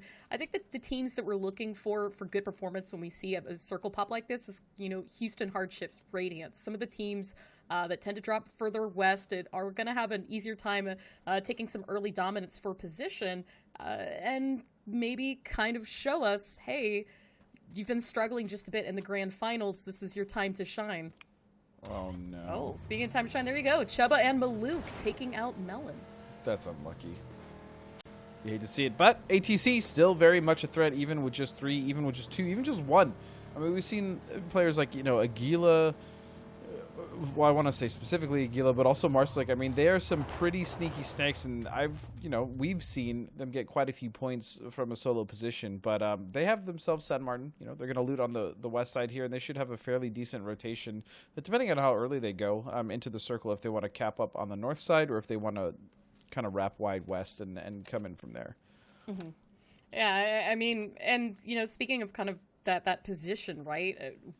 When we saw the map before it closed out, almost all of the teams were up to the north and northeast. And so for their position out to the west, to have all of that area for an easy rotation through the end of this first phase, gives them a lot of ample opportunity for where they could set up going next. Of course, you know, that comes of when are they going to be able to pull off that transition? If they wait too long, they're going to lose out on opportunities. Out to the north is usually Illusion and Carnage in that same zone. But I mean, that said, Oath, I think, also is a team that's, I mean, obviously, really great display, you know, from Snakers and Pat Caps last match. But again, kind of haven't seen them quite at their full potential. Still in third place right now with 108 points. But there's so much more that we could see coming out from them. And I really want to see them pop off today. Yeah, Oath is not playing bad by any stretch of the imagination. But there's definitely... They could have more points. That's really what it comes down to. They've left points on the table. I'm sure they know that. And it's not like egregious bad plays. It's just like little things they could have picked up on to potentially get kills. Like, for instance, the last one had Pat just peeked like 2 seconds earlier. He probably could have cleaned up 3 members of SDK. Just little things like that. But, I mean, Oath is still definitely, I think, still a threat to potentially dethrone Sonics, especially if Sonics has a really bad game. Obviously, SDK has made the climb. Oath can definitely make that climb as well. Yeah, you know, now as we see, Sonics have left Picado working their way to their first position through the zone, rotating very close to Liberate. And Liberate really did not have a good start to the last match. I mean, they lost players early, they lost players in really unfortunate ways, and were the first team to be fully eliminated. So a bit of a heartbreaking start for them, but, you know, like you said last night, just shake it off and give yourself another chance. There's still plenty of opportunities for them to take it. And in that mid-range as well, it's so close on the leaderboard, from Zenith up in 5th place all the way down to Comets, maybe even, you know what, Hardships and Duel, right? 57, 53 points. It's one match apart for all of these teams. Is right now Comets are going to get a knock onto Hella, and Fabled will have 1 knocked in this position. We could see Monty yet again kind of anchored away from the rest of his squad. Yeah, Hex said he's just trying to get a little bit of damage now. He wants to make it to Hella so he can get that res. I'm curious to see how aggressive Comets is actually going to get on this, because, I mean, if there was any indication last game, maybe they talked about it, aggression was kind of what they lacked, you know, going into that final fight with Sonics that could have made something happen. I don't know. Maybe they couldn't even if they tried something, but I do want to see them potentially try to clean up a kill here. They have a knock. They have the advantage. They even have the high ground. And there's another knock. Yeah, I really want to see Comets pour onto this. Yeah, before we broke away, Yaxley had just rotated wide with the vehicle, did get a knock onto Hackset. He got the flush as well. Don't know that he quite has the angle on Hella. He's going to find her in the end, and that's 2 players down for Fabled. As we can see, they were on their way to assist, but they were just too late. And so Greg Shot and Rip are going to turn tails and head back to, it looks like, this warehouse compound. And Greg Shot hitting a little bit of a ditch there. Hit a ridge. She's going to be able to back up.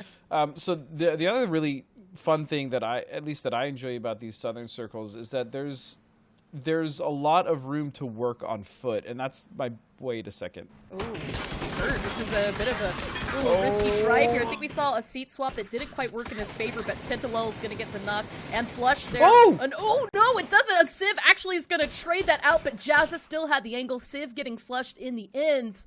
And now here comes Alo and the rest of Shoot to Kill as Luke 12 looks for a bit of cover, stops short, and sees what he can do here onto Veritas. Shots out.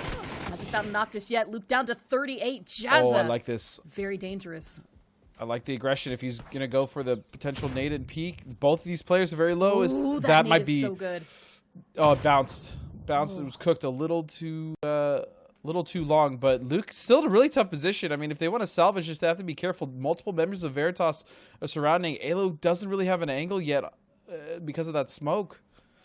I mean, I think a big factor as well is where Keenan's going to ultimately put down as we see him 100%. rotating for another angle onto this fight. Luke 12 trying to clean up Jazz, who has been an absolute threat right now to Shoot to Kill, who's lost Purdy and Civ so far. Meanwhile, the rest of Veritas is finally caught up, and Sharp Shot going wide as well. And so they're going to have a full angle on Shoot to Kill here, and Luke 12 reading the situation and trying to get out and back into safety. And it looks like he should make it out of here. Yeah, he's going to make it out. Veritas, though, I like this play coming out of them. I don't know if it was specifically... I don't know if they were really camping STK. I don't think so. I also don't know if they were just grabbing vehicles and they happened to hear the STK coming, but that was a good trap either way. They got 2 kills out of it. I don't think they lost anyone, and that's going to be a nice little net gain for them. I think a big thing that's going to help them out as I here say is that... Oh...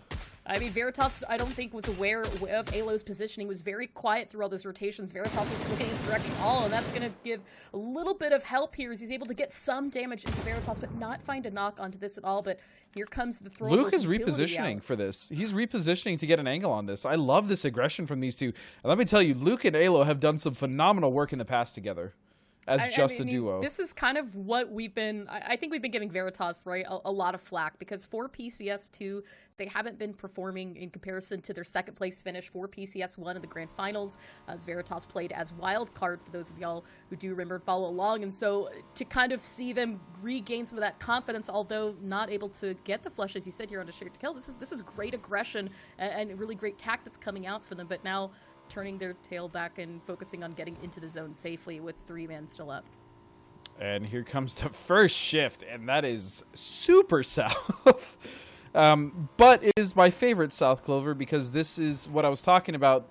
This is all very maneuverable on foot. You can do a lot of work on foot, a lot of fighting, a lot of really cool ridges and stuff to play around, and this is what I love to see. Yeah, I mean, I really loving this here from Oath.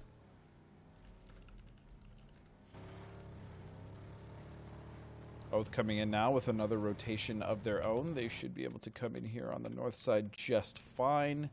And the nice thing about the circle as well, even though there's a lot of terrain, you can still have really clean edge control. You don't have to just kind of work everything. In fact, this is probably one of the best circles that you can work on foot.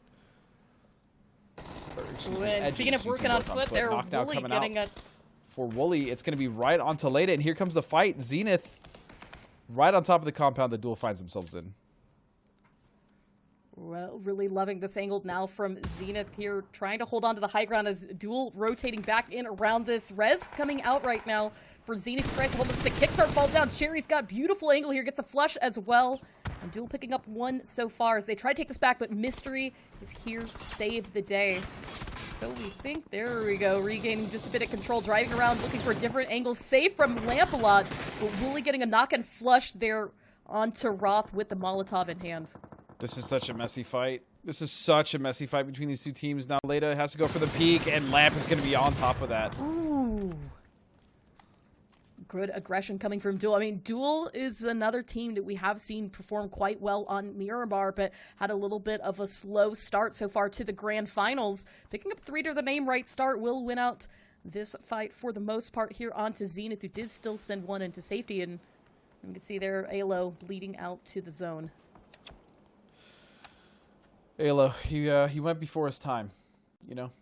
It's unfortunate, but I didn't really see what happened to Luke, so I wonder if he had stayed to try to get even more aggressive or pick off another team, because I know that Veritas has basically started moving out or rotating in, and so I'm wondering what actually caused Alo to die. Did he not have a vehicle? I don't know. You know, and looking at this as well, Corsac from Dodge trying to get into the zone. A vehicle of his own, but Carnage has continued to take shots out in this direction. Dodge still looking for that rotation. I'm not sure if Corsac is the scouts. But either way, he's taking quite a bit of damage from Carnage, who hasn't been able to flush the knock here. One more bullet is all it's going to take, and Maji is going to be the one that finds the knock here in the end, as we see Crawfresh looking for the flush, as Draygod gets it. Carnage is definitely one of those teams that... These guys desperately need points. They've been dying a lot. Honestly, it's mostly been for them in rotations or just dying on the edge. Something that I'm just not sure whether they're rotating too late, whether they don't feel confident going into some of these fights. But Carnage was also always a team that we saw love getting into scraps, whether they won them or not. You know, they were always kind of getting things messy, but it's been actually rather messy for them so far. And here we go. And speaking of messy, this circle is going to take a hard shift back out away from the south into the center. Hard shifts in a very good location. Once again, Carnage and Duel going to have to turn tails and focus on getting into the zone. Oath as well. And somehow 303 still has 2 members way up to the north in the blue. And so they're going to hurry up and get into the zone. But right now it's this fight between Fabled and Liberates. We see through the barrel of Guabi looking for an opportunity to take a shot. I like the patience. This is a lot of information that he's gathering. I mean, this Liberate could definitely do something with this if they want to. They know there's at least 1 to 2 in those buildings. Warehouse, they have a clean angle on it. There's nothing in there, so they can take that fight if they want to. But meanwhile, on the south, look at these rotations. I mean, Dodge following the backside of Lamp a lot. Why not, right? You know he's on a motorcycle. Use him as a pilot to kind of tell you where the danger is. Oh, man. It looks like it wasn't quite enough here as Danny G gets knocked and flushed by Free Me Please Illusion. The opposite of where we see them. Usually Illusion is a team that's out to the north, but right now sitting in a great position to the south. And Cherry getting a little bit too close to danger as Crop gets the knock. Should pick up the flush here in just a moment. And unfortunately for Dodge, really struggling on this rotation. We see Finna kind of the last hope here. Yeah, Crop was able to get something Finna there as well, but Duel, again, struggling. It's these rotations. I think it's the decision-making, the timing on all this. That's really what's been killing Duel, honestly, this entire time. I think over the last 2 PCSs, as we see Victor taking some shots at Oath, Duel just... I don't know, man. They have so much ability. I feel like we sound like broken records saying this. They have so much capability. They have so much talent. They have so much fragging power. Yet it's just everything seems to fall apart. Just getting in and surviving past like circle 3. Yeah, I mean, it's obvious that something is not quite working with some of their decision making. With that said, they have continued to try their hardest, but as you said, something, for whatever reason, is not working on paper. This is a team that is fully capable. A lot of seasoned talent for sure, but unfortunately for them, still a bit of a struggle. And now as we see the last of Carnage Gaming is going to work on their way to find a better position, driving in between Illusion, who's got a split here, straight towards Adam and Icy Flex. It looks like might be able to get through this safely, but they're going to take themselves right into Dodge. Dude, where are they going? I don't even know. But Adam is going to make sure that Crawfresh doesn't get much farther, as Draygod, who tried to go a bit wide to avoid Illusions, going to get spotted out by Dodge. Well, a little bit of help from Houston. Hard Shifts is going to get a knock onto Reno, and that's going to turn their attention back up to the north, allowing these fights down to the south continue. We see Finna still not letting up yet onto Illusion. Dodge and Illusion are doing such a good job of just shutting down this southern road. I mean, they're obviously not doing it intentionally or cooperating, but they really are. Just look at that. The way that Illusion has it set up, and then that final roadblock from Dodge is just devastating to any team that's trying to rotate in the south. And this is what we want to see from Illusion, right? This is a very Miramar successful team. This is the map that we really see them pull out the most of their cards on from. And so right now, Free Me Please getting the knock and flush on Crawfish as we see into the kill feed. While the rest of Carnage is trying to take out Lampalot. Will spot a mirror. Nice nade from Maji. Cleans house quite literally. And Duel, our first team eliminated here in match number 2. Was a really nice nade actually coming out, but still, you know, Carnage is split and they just lost one of their members, 2 of their members, so it's just going to be a duo now left for Carnage. This is Ray and Maji, who took over the position of Lampalot in that 2-story off to the west. Look at Icy Flex's angle on this. Yeah, he wants the flush. I don't know if he's going to get it in time, though. He is. Very nice. There you go. I mean, you don't want to give away your knock to somebody else, and oftentimes that's where we see a lot of kills kind of happen for some of these teams, right? We will talk about players that did a lot of damage, players that did a lot of knocks, but the points aren't on the board for the team. So that said, ATC right now aggressively coming out into play onto Oath as Pat Caps is found by Aguila. Knock in hand, flush, there it is. And here comes the rest of Oath. I'm curious if they're actually going to go for the crash on ATC or just move past. Pat was the only kind of link into the circle for them, and now they're just driving into so much fire. Loving this position for Hardships. They still have the high grounds. I see bullets coming out onto Oath. No true knocks on them from that position, but the pressure is going to help out ATCs. We see Oath get pushed further south. Meanwhile, back off to the west, 303 still playing the edge as they try to work their way into Veritas. Yeah, now we move on to Comets and Liberate fighting on this very open east side of the circle. There's pretty much just an open field in Monty. Oh, you love to see it here. Great opening knock, I said there from Comets as Liberate down to shot just from behind. simply Matt, but ooh. Fabled had sight on this from afar. They are eliminated, and we can already see Hardships third-partying this as well as Victor is knocked and flushed. Meanwhile, back again to the west. 303 continuing this push onto Veritas as Honey Badger is going to get a knock onto Jazza. Veritas still with 2 up. We can see on the minimap how busy it is in this area. Lots of teams with eyes on the edge here, but Honey Badger looking for another knock. This is 303's opportunity to show us how good they are on the edge. I mean, if there was a time, it's now going up against Veritas. Ooh. They've got to make something happen here. They have 4 up. Good wrap here from Sharpshot as he finds another angle. Gets the knock onto Honey Badger as Landoon has been taken down by Carnage, who's further downhill. That's 2 players down now for 303. Just D-Rich and Voxic still standing. An opportunity to maybe get a res. They can pick up this fight quickly, but now another nade from Sharpshot should land very close to where Voxic is. Might be enough to get the flush onto Honey Badger.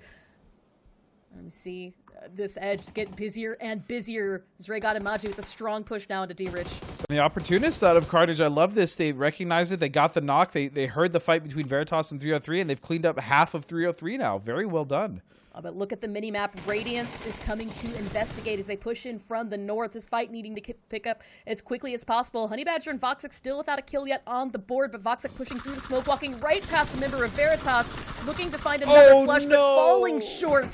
303 eliminated, but now look at this. Radiance has rotated in the backside of this, and Gaxi getting a flush onto Zregod, stealing the kill from Veritas. The circle has shifted. Hardships still in the center yet again, but as all these teams fighting out to the west, this will make this a little bit difficult now as Gaxi does get knocked. This has been a very bloody West Side, Clover. A very bloody West Side, and I gotta hand it to Veritas. Although they're bleeding and they're very hurt, they've fought multiple teams and held this edge so far. I mean, STK and Hardships are just going to be right above them, but Veritas is doing whatever they can to keep this, and they're doing a fantastic job of kind of holding this together. I mean, it's just with duct tape, but it's holding together.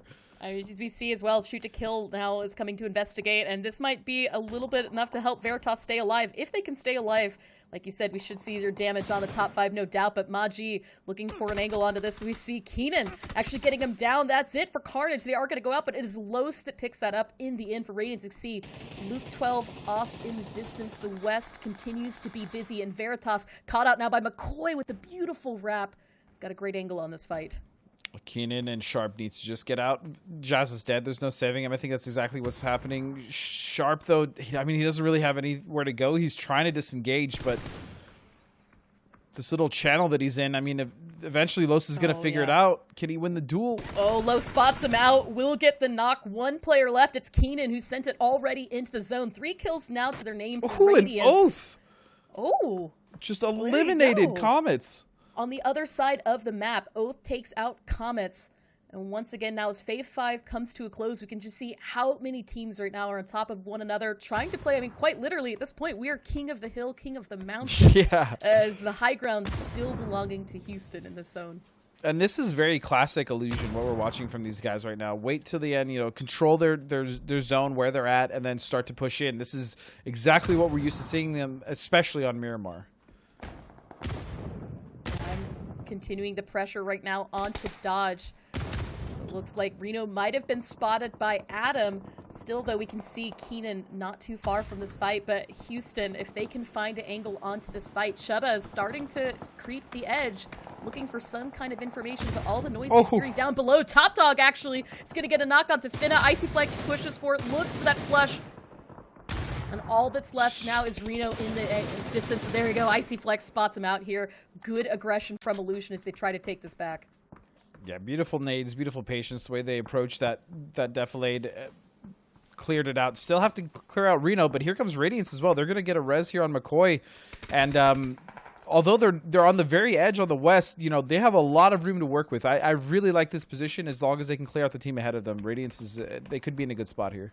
I mean, really what we're seeing right now is the resurgence of our Miramar teams. Radiance looking confident with 5 kills. Illusion looking confident with quite a lot of kills. Hardshift's in a phenomenal location doing lots and lots of damage. And even Oath, right? This is a team that we've seen really perform well. And so to see these be our 9 teams still up through the end of the match, it's going to make it difficult to, I think, really when we get that Phase 7 and Phase 8 shift, to say who might have the strengths here, but right now, Oath working themselves onto a res as ATC's Marcelic looking for an angle to try and finish out Oath.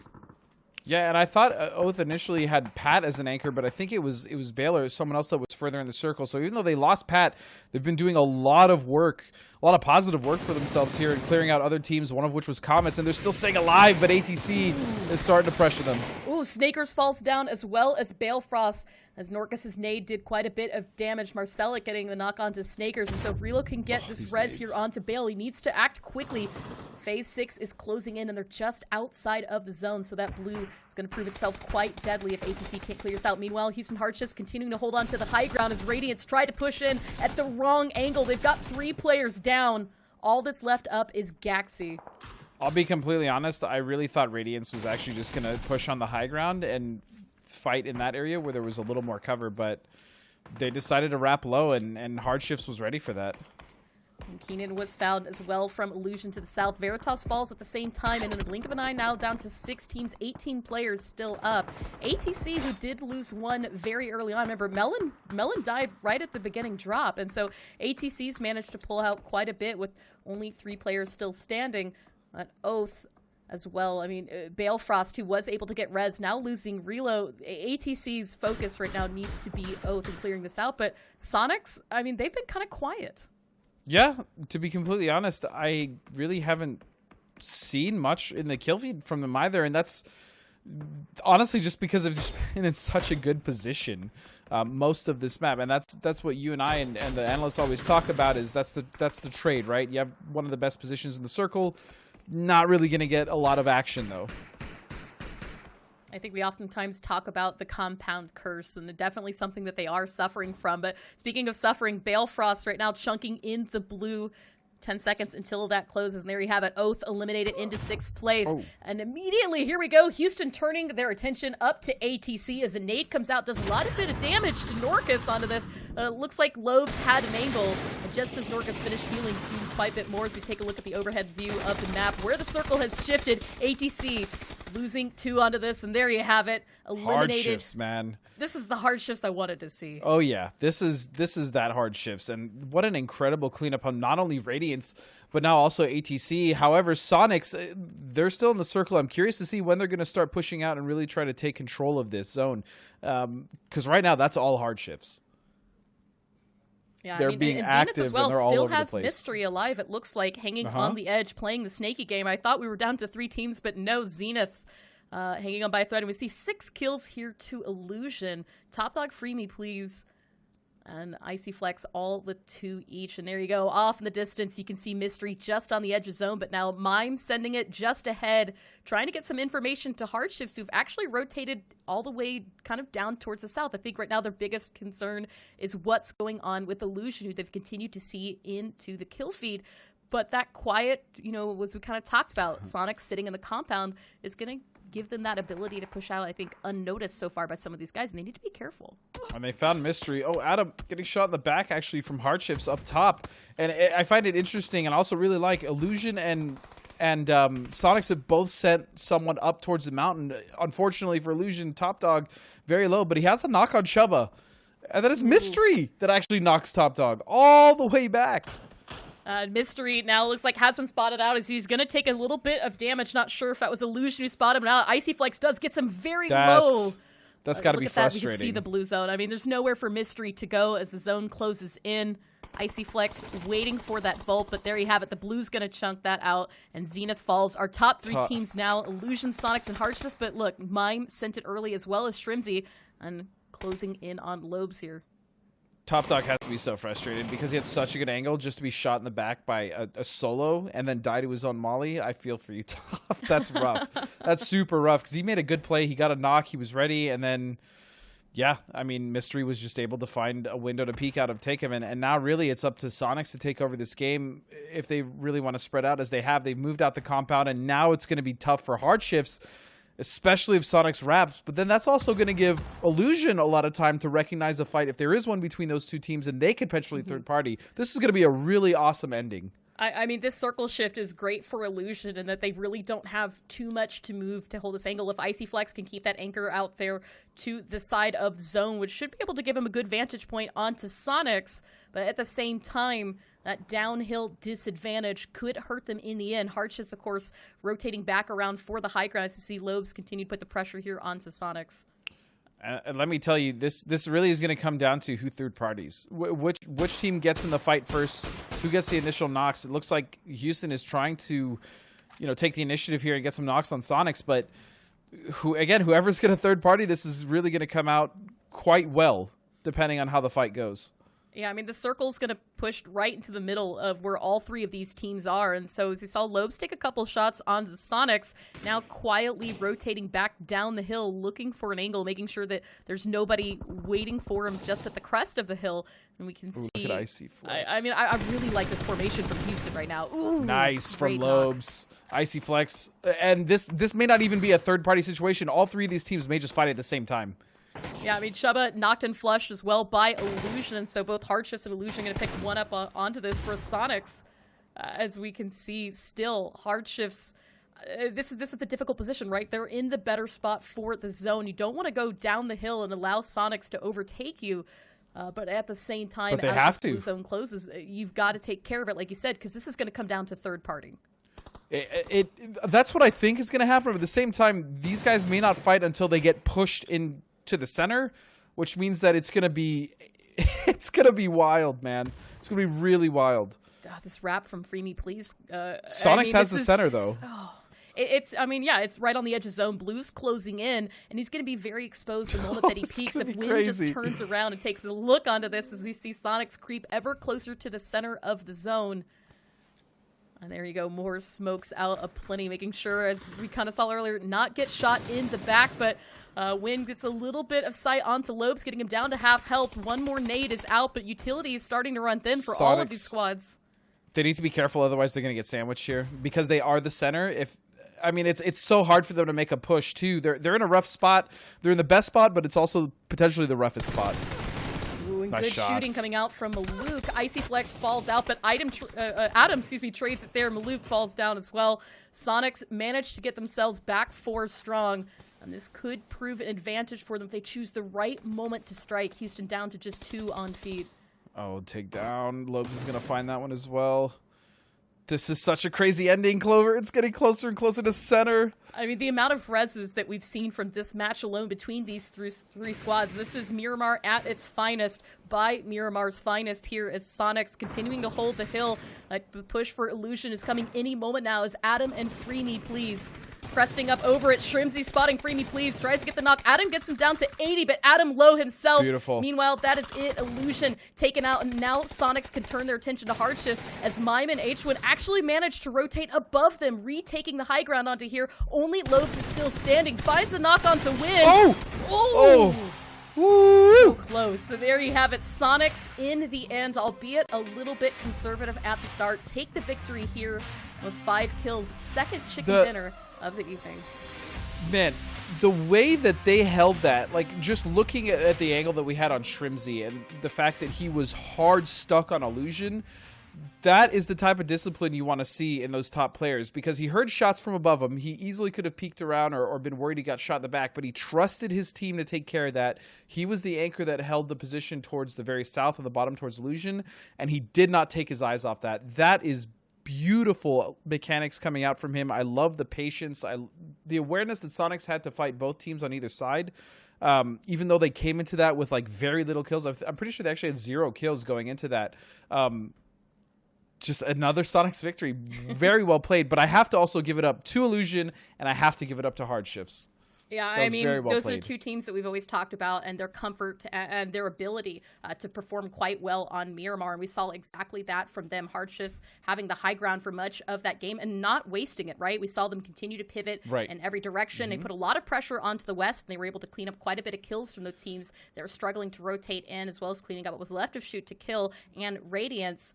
And that said as well to Illusion, who managed to really hold out onto the south, as we saw them do quite a number onto Dodge and Carnage. Absolutely. I mean, that was just that ending. It just got so tense because you knew Sonics was in the middle. You knew they were going to get pinched, but they were able to hold it out. They had a nice little 2-2 watching each side. And it's another Sonics victory, man. I mean, another Sonics victory, and STK, unfortunately, and Oath, not the greatest games. So. Yeah, no. That said, guys, we're going to go ahead and toss this back to the analyst desk, see what they had to say about this match before Godspeed and I return for 2 more games. So, guys, take it away.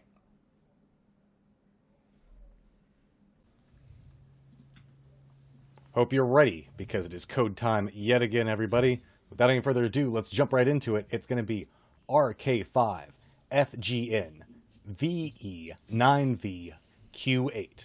Yet again, that is RK5 FGN VE 9V Q8. So, interesting setup with a very, eastern plane path that was due south, and a circle shift over next to Higos managed to make it to where really we saw the Houston Hardships playing King of the Hill for the early part all the way to the end parts of that game, Poro. Yeah, I mean, the Hardships took a great position. They had the high ground, and they were able to kind of keep track of everything that was coming in. They had the information about everything that was going on around them. And then, unfortunately for everybody else in the lobby, Sonics end up taking the position just downhill from where they were, where they got maybe caught up in a little bit of a compound problem, Hypoc. Yeah, I think the compound curse was definitely in effect for that game for Sonics, but again, you can't really argue with that. They did what was necessary in the end game. I think coming into Circle 7 was when they found their first kill. I think Godspeed's absolutely right, but they actually set up a really nice spread to come out onto the hillside to obviously position themselves well for the end game, so you can't really take anything away from them. Yeah, it was a really interesting final fight that could have gone any which way. It was really kind of a question. I mean, you could see Sonics were just waiting for Illusion and Hardships to run into each other, but Illusion and Hardships were basically in the same spot. They were holding the line, but nobody was really pushing. And then finally, Icy Flex came up with the top, went down to Maluk. Maluk got traded out, and that was kind of the signal to go for Sonics, where they split up into those 2 duos and wrapped around, knowing pretty much exactly where everybody was. And it was just clean and efficient from that point on. Yeah, I mean, the other thing that was really nice to see as well, Hardships running a really nice split, but even whilst playing 2-2 split, they were flexing out to clean up teams like Radiance we just saw there in that clip, but also keeping control of that compound, always having that contingency plan back, and they were able to pivot back to the north, pressure teams away from that. I mean, once Luke can get the guys into that sort of position, that's when you see his micromanagement really kind of come to effect, and it becomes really easy to see kind of what Luke's contribution to that team outside of just his slaying power. I don't want to see that become their win condition, or even their success condition, if you like, is when they're able to kind of really kind of put a lot of thought into their setup and things like that. I want to see some better reactionary gameplay from them. Well, what I loved about it is we saw them we saw the Houston Hardships take that hill, run out into a 2-2 position, get a couple of kills, and then decide, hey, let's just spread out and get complete over dominance on this. What surprised me more than anything else was Sonics moving into a very dangerous position between those two teams. Usually we see a pincered position like that be a desperate play, and you're trying to cling to life in it. Instead, Sonics just come out swinging, go for a ton of kills trying to fight their way back out of it, but I love to see this. We were talking about the Houston Hardships picking up all those kills. Look at this. They don't get the win, but they get the most total points just based off of their kill counts. And it's something that they absolutely needed. I mean, they've been kind of hovering around in that average spot, right? That 8th, 9th spot, and that's kind of been Houston Hardships' like monkey on their shoulder, right? I mean, it's been like that for a while now, where they always manage to hang around in the middle, but they just never find that next step up. And I think a lot of it has to do with the fact that Hypoc, I think you hit the nail on the head, man. They are really good at doing defend the castle type situations. Other type situations where they've got to be more proactive, it's just not, it hadn't been going their way lately. Yeah, I think Matt made an excellent point. I think what was really important was, I think it was Mime. As soon as Circle 8 posted, he was the first one to head out to the hillside, and actually it gave them so much time to spread and, like, yes, put themselves in a pinch position, but the fact that they weren't all kind of huddled around as Phase 7 closed actually was what enabled them to kind of survive as long as they did. So I like that little piece there, because I'm absolutely with Matt there. Usually it's like the Tina positions there. The other two teams just end up swarming them and collapsing on them. All right, Hardships. We witness you. We see everything that you're doing. 1, 2, 3, 4 respectively in damage. And it all comes down to that position. They were shooting fish in a barrel as everybody was just trying to cluster around that hillside, and just look at the carnage that they wreaked on everybody, just trying to find somewhere to cower and hide. Just ADR farming from the top of that hill. You know, we've touched on Hardships. We talked about Sonics. But we need to give Illusion their props there as well. I mean, they've been having a rough day, a rough tournament so far. Well, not just a day, but a tournament. But I mean, that time they played it from the south, and they had probably the hardest road in to get there, and they managed to make it up with 4 up all the way to the late game. Had it not been for just an unfortunate snake in the grass situation, they might have had 4 going into that final fight. Well, Sonics fans, long have you spammed your remotes trying to make sure that you could support your teams. But look at this. This is starting to get more and more dominant coming out from Sonics. 5 wins, a 60-point lead over Oath, and then it's still close back behind them between Oath, any trolls in chat, Shoot to Kill, another little bit of gap between Zenith. But this is a phenomenal statement for Sonics, just saying, hey, to everybody that just kept saying this is Shoot to Kill's region, we've got another thing to say.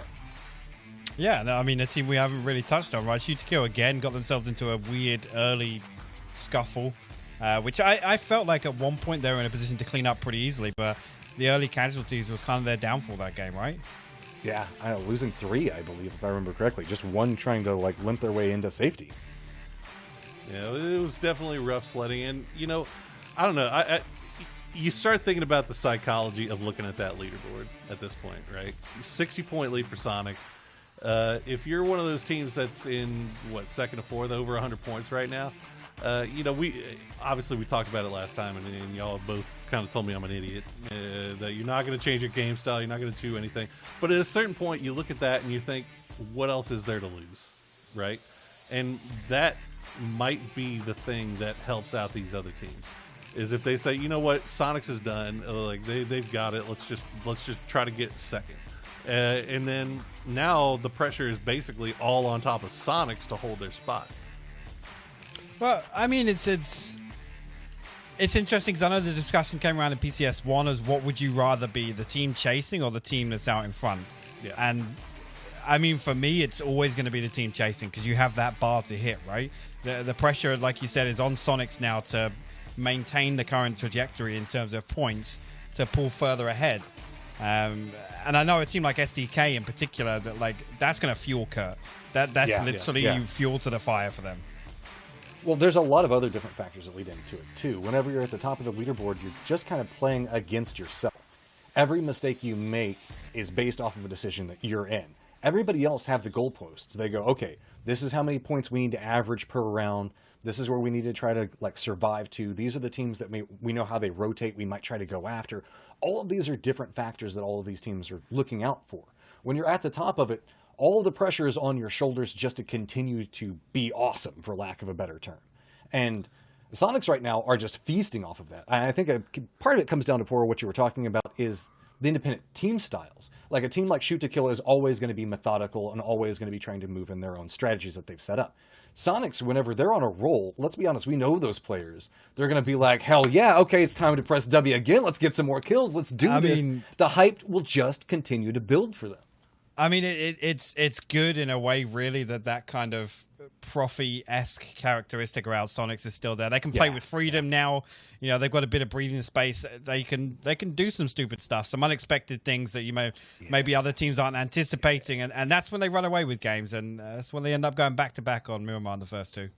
I mean, look, if you are, obviously, I think I'm with you. I would rather be the one that's chasing, but if I'm have to be the one that's in the lead, I'll take the 60-point lead. See, I'm on the other side. I'm feeling pretty damn comfortable. I want to be on the team that's on the lead just for a little bit of banter, so that way if I want to, I'm like, screw it, let's send it. Let's go after those guys. You know that every single one of those Sonics boys has already in their head composed their tweet, their little smart ass tweet about what they're going to say, who they're going to talk smack about. Dude, Shrimsy's had it typed out for 4 months. It's just sitting there like it's in a tab. It's just open. It's in the draft. It's ready to go. So we'll see if they can hold on to it. But man, I think that they'll stay with it. I think they'll stay disciplined. Stay disciplined after all of the banter we were talking about with them. I wanted to press W, but we're going to be moving into game number 3. Clover, Godspeed. Do you have any tweets prepared to go? I do have a tweet actually prepared. Clover, I kind of talked to you about it. It's that, I don't know, about a month ago, I think I've said this like multiple times now, but I'm feeling myself on this one. A month ago, I called that Sonics would win with Tig as the MVP, and it's looking real Godstradamus right now. That's all I'm going to say. It's looking real You know good. what? I feel like you and I's ability to predict a lot has been... True. You know, not to call out the other casters, but I think we've got a pretty good track record for ourselves, maybe. And, you know, as you said, we've got the receipts to prove it. So those tweets definitely ready to go. And speaking of ready to go, this match is just about ready to start. We're at the halfway point today, Godspeed, and we've had 2 phenomenal matches on Miramar so far, as you heard the guys, of course, talking about Sonics with 2 back-to-back chicken dinners. But I do want to give credit where credit is due to some of the teams that have been climbing themselves from the bottom of the leaderboard up onto the middle, because we've seen quite a bit of work done by the teams that did need it. That's true. Illusion is definitely one of those that comes to mind in Hardships. I mean, the last 2 teams that were alive with Sonics in the end game. But at the same time, like that was actually a really good conversation they had about what you would rather have as far as like being a team out in front or being a team chasing. And I definitely understand where Pac is coming from, having been in that situation, but also having been in the other situation, being in the lead. I've been there before as well. And I mean, there's a lot of pressure from that aspect. But the biggest thing that I think Sonics has to their advantage with being in the lead now and pushing in that direction is that, to me, the scariest team right now is a comfortable and very free Sonics. Similar to what we saw with SDK in the group stages and how they pretty much just did what they want. It is very dangerous when Sonics is feeling themselves and they just go for pushes or plays that, you know, maybe normally they wouldn't, because that's supreme confidence, and that roster confidence is scary as hell. Yeah, and I mean, the confidence now as well that the 4 of them have with each other. I mean, as they've had a full season now to completely mesh and mesh well as they have indeed. We did talk a little bit about the fact that they kind of had the compound curse at the end of that game, going into those final fights without any points on the board. And although they did take the victory with only 5 kills, that's still 15 points and enough to put them in a 60-point victory. And so by no means, even on a casual game for them, still managing to pull out quite a bit. And that, as you said, is what's making them them scary because they didn't panic. They didn't think, all right, all these teams are close. We need to take this position away from hardships. And that cool, calm collectedness is what's continued to make them dangerous. Oh yeah, maybe they just go up and wipe hardships. You know what I mean? Maybe they just die to hardships. You never know. But I do agree that the way that they played that was very patient. It was methodical, and I mean they came out on top. This is the second game in a row for Sonics. They push up to a 60-point lead, and that's another favorable circle for them. To be completely honest, they're going to loot Picado quick. I'm sure they're going to get themselves down into. This is almost like an identical circle, actually. Yeah, I think it's a little more north, but. Mm-hmm. Yeah, we've got a little bit more north-northeast, kind of closer in range to Los Leones. But as you said, right, this is really great for the teams that are out to the south. Though Illusion, as we can see up in their very northern drop point, Illusion managed to take control of the south, which is what we don't often see from them on Miramar. And that proved very good for them indeed. Yeah. As they managed to pick up quite a bit of points. Now, they're still a little bit low on the leaderboard. They're in 13th place. But you know, you've got to be feeling a little bit confident. And I have no doubt in my mind that Illusion might be able to take some of that momentum into this match and maybe even the rest of the day to end themselves up in the top 8. I really hope so, because at this point, you know, looking towards the bottom of the leaderboard, it's actually just mathematically impossible for some of these teams to win at this point. And so now what I'm really hoping, I mean, granted, we still have, you know, 2 more games. This game plus 1 more, so 2 more total for the day. And then we still have another weekend of 8 games. That's not to discount all these teams, but for the ones that have consistently not been placing well, for the teams that are on the bottom, like 303, obviously, we talked about Carnage, some of those other teams. I just don't know if it's going to be enough, even with a strong performance, you know, to make it all the way to the top 3. Now, I hope I'm wrong. I really do, and I want these teams to prove me that way, but just so far with the performances, it's just not looking like that. And I really expected, you know, some of the teams on the bottom to have massive showings, and I know you did as well, and we're just not really seeing that. Yeah, I mean, Dodge has kind of been one of those teams, right, that's really been struggling, has consistently been in 16th place. You see they've only been able to put down 33 points with 303 ahead of them with 36. And these are all fantastic players that are mechanically capable of so much. We saw a lot of really great PUBG coming out of them during the group stages, as well as even back during the PCS1. And I think now, you know, when you play at this level, it's the ability to prevent yourself from making too many mistakes, or, you know, to do what you have to get the win and not just stay safe. And so that's where we're really seeing a bit of a difference for the teams near the top of the leaderboard to the teams at the bottom. Yesterday, I believe as Portland kind of talked about, you know, the shelving of the points. So where those teams kind of have a little bit of a point drop off, and then you kind of see the next cluster, and it's these teams that are on the bottom shelf that are the ones that need to start thinking, what can you change it up? Because at this point, after today, we're 2/3 of the way through the grand finals, and if it's not working for you now, what more do you have to lose at this point?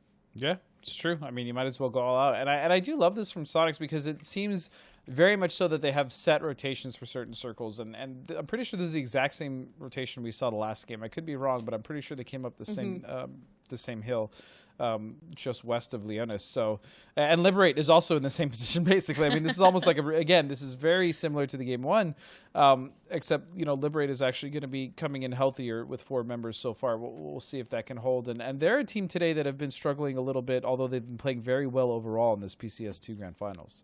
Yeah, I mean, Liberate's just been suffering from, you know, a few unfortunate mistakes, being at the wrong place at the wrong time and getting caught off their guard. And unfortunately, I think they've stumbled just a bit and struggled to get back on their feet. But that said, I mean, we've seen them have a poor showing and then snap back into it and come back with a vengeance. So by no means are we really discounting them at all yet. It's just at the same time, you know, we need to see some of that come back from them. And Zenith, another great example. I mean, they have had some fantastic games so far in the Grand Finals series, but it's their ability to, I think, hold on to the late game that we've continued to see them struggle and even struggle so far today.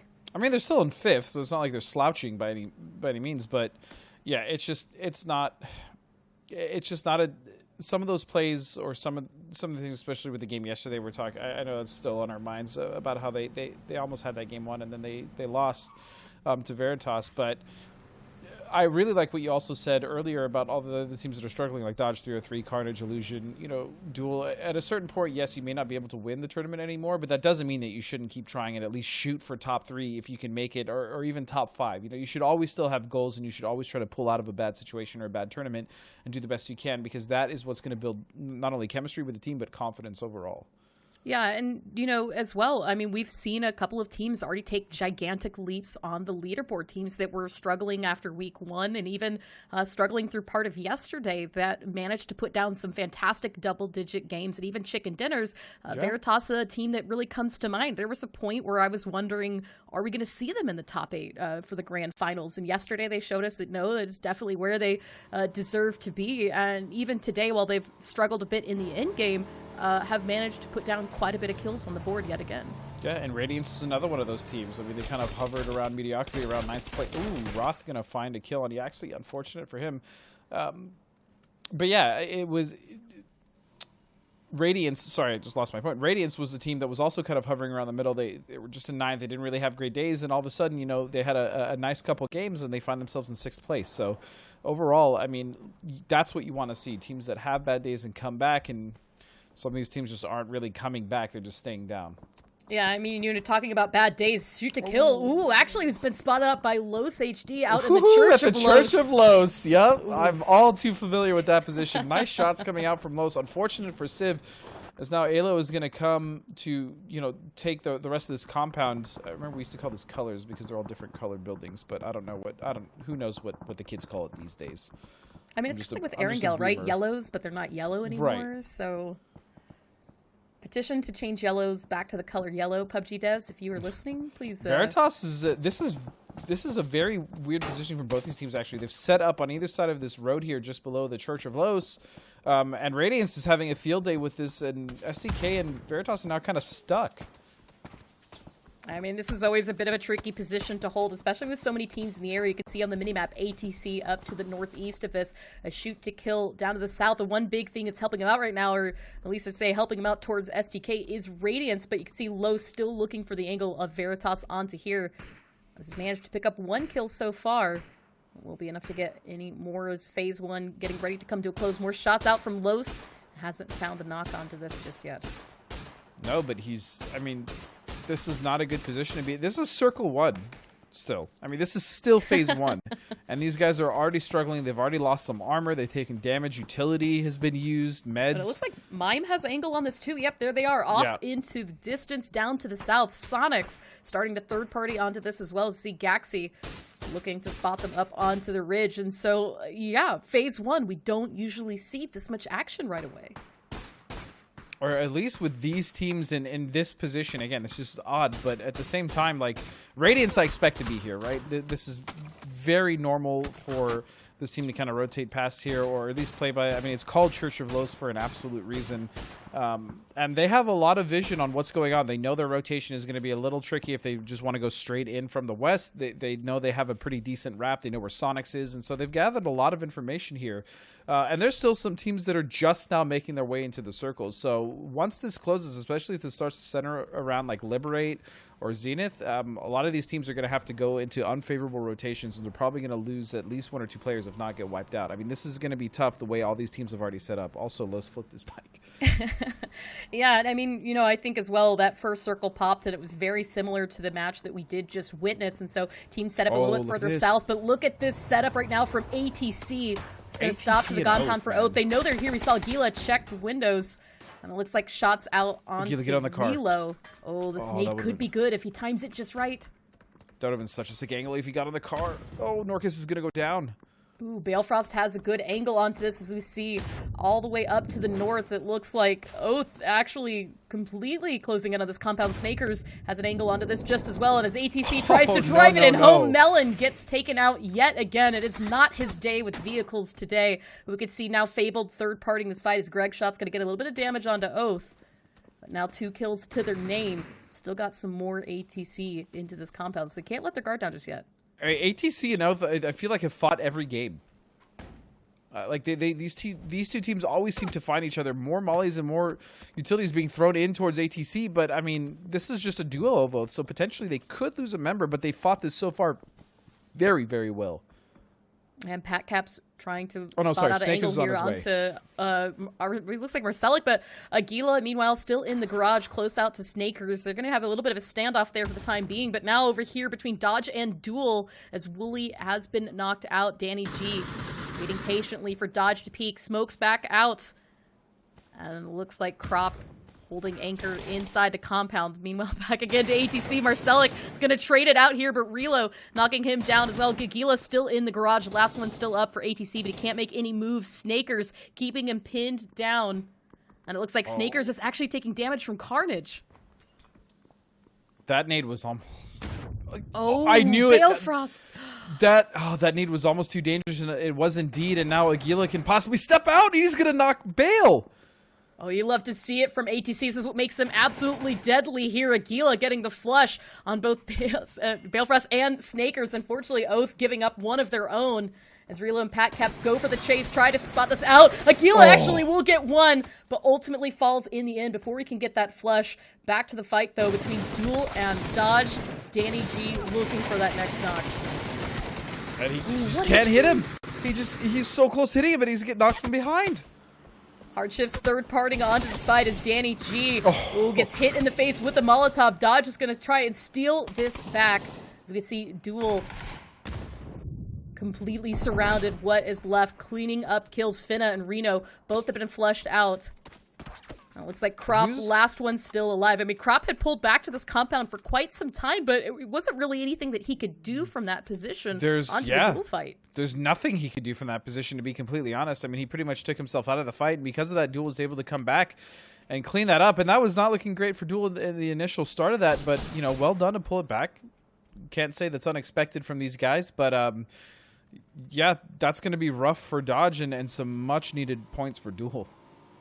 The circle does shift, and about 40% of this circle is inside Los Leones, so the threat of another urban finish is upon us as we're only into Phase 3. There's a potential for more hard shifts to the east that could spell trouble for some of the teams that aren't quite in the city. Carnage have been able to do wonders from this high ground position here on the edge of Los Leones, and we continue to see them do quite a bit onto teams right now, taking shots of shoot to kill. Spotting out that rotation coming in from Fabled. Liberate off in the distance. Comets below them. I mean, that's going to make that spot very dangerous. But speaking of danger, Fabled rotating a little too close to Liberate here. Oh. There you go, Hella. Yep, Hella's going to find a nice little knock and flush on at it. Not Molly. Nope. Mollies have been... It's crazy when I think back of the beginnings of comp PUBG. Mollies were almost never used at all. And obviously they did buff them, and now they're just so deadly. They're so useful in these close quarters team fights, and what a grenade! I mean, throwables, as you said, have been an absolute necessary evil as far as utility goes, and Fabled's going to have an ability to start popping off these reses as Greg Shot right now working on picking up Hella as well as Rip. They should be able to stay 3-man up, and we can see out in the distance they've got a little bit of time to complete this off. Meanwhile, Carnage is actually going to send Ripper down below it. Actually manages to get inside the God compounds. Find himself a little bit of safety here as they try to find another angle. I think perhaps onto Comets, who are just down below from them. Yeah, we're already starting to see a lot of these teams set up, right? We just saw, obviously, Ripper send it to the lower side. People are starting to realize that Leonis may be in the circle for quite some time. It's not going to shift off. And we saw one of these games, I want to say, not yesterday, but the first week we did Miramar, actually, the first week of Grand Finals, where we had a Leonis ending, and it got very, very claustrophobic very quick. A lot of teams were stacking on each other, and it got rough. And we might see the same thing here. You're right, as you say, usually when you're a team, you want to avoid the city and not get yourself trapped in. And sometimes we've seen teams take full advantage of that as an ability to find the angle and get kills, something that right now we're seeing out of Carnage. But on the flip side of this, right, off here to the west, Illusion playing the edge yet again as they've managed to rotate in from their very northern drop. But this time, instead of going all the way to the south, holding on straight to the west, we could see Veritas and Sonics, both to the north and south, as top dogs looking for an angle here onto some of the Sonics players. So it's tricky if you're IGLing and you're seeing so much of the city into play. What's going through your mind right now? I hope this shifts well in my direction. That's what's going through. It's actually going to go opposite of Los Leones. And this is now a problem because this circle has a lot of open, unplayable space in it. And, you know, we won't get that city finish. You said taking a hard shift to the west. This is going to spell great for Sonics, Veritas, and Illusion. But back in the middle, right? Very open areas. You've got some ridgeline, a couple of shacks and trees, but not much else. And as you can kind of take a look on the opposite side, this position for Radiance, well, fantastic right now for the high ground. They've got so much open area to transition to as they want to head to the zone, and that's going to be a little bit dangerous now as shots coming out from teams to the south. But looks like Fabled a little distracted by their own transition, but look at the mini-map, 4 teams all around them. Yep, and this is actually a pretty decent spot. It's a little open and susceptible to being grenaded. However, as long as they can kind of hold this correctly and spread out decently enough, they shouldn't have that issue. So Fabled in a pretty strong spot here. Liberate right underneath them in that compound. But a decent little hold here on the east edge. And we're only into phase 4, so still a lot of opportunities for some of the craziness. But speaking of crazy, here you go, Top Dog just full sending it into Veritas. Illusion been patiently watching for this fight, but still open to Sonics. You see Shrimzy getting a hit onto Top Dog down to 80, 56 now inside the building.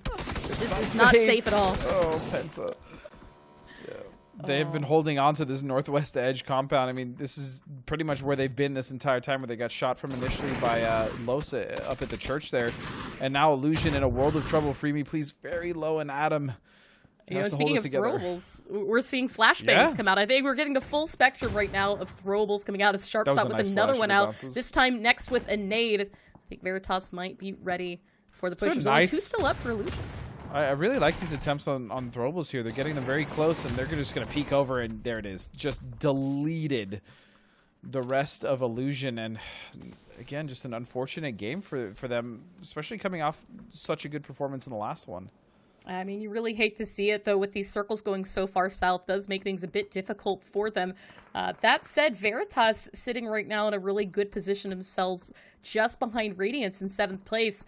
And speaking of a team that really has been kind of needing a little bit more magic shoot to kill, as they continue to try to get this pinch here onto the Comets. Oath on the other side of this building. Pat Caps is actually going to get spotted and knocked flushed by Alo as a nade is out. I think ready for Monty, but it's going to go just too far.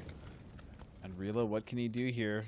I mean, a lot. Relo's really nuts, so I imagine... Oh, that's going to be a good nade. Is he? Oh, he looked for it, too. He looked for the vault out. He unfortunately peeked away just too short as he realizes that he did, in fact, vault. And now this is going to be a very deadly peek. Could be spotted by Shoot to Kill, and he's traded places once again with Monty. And, you know, this is an opportunity for redemption, right? We talked about on that, you know, Impala game, Comets wasting an opportunity here.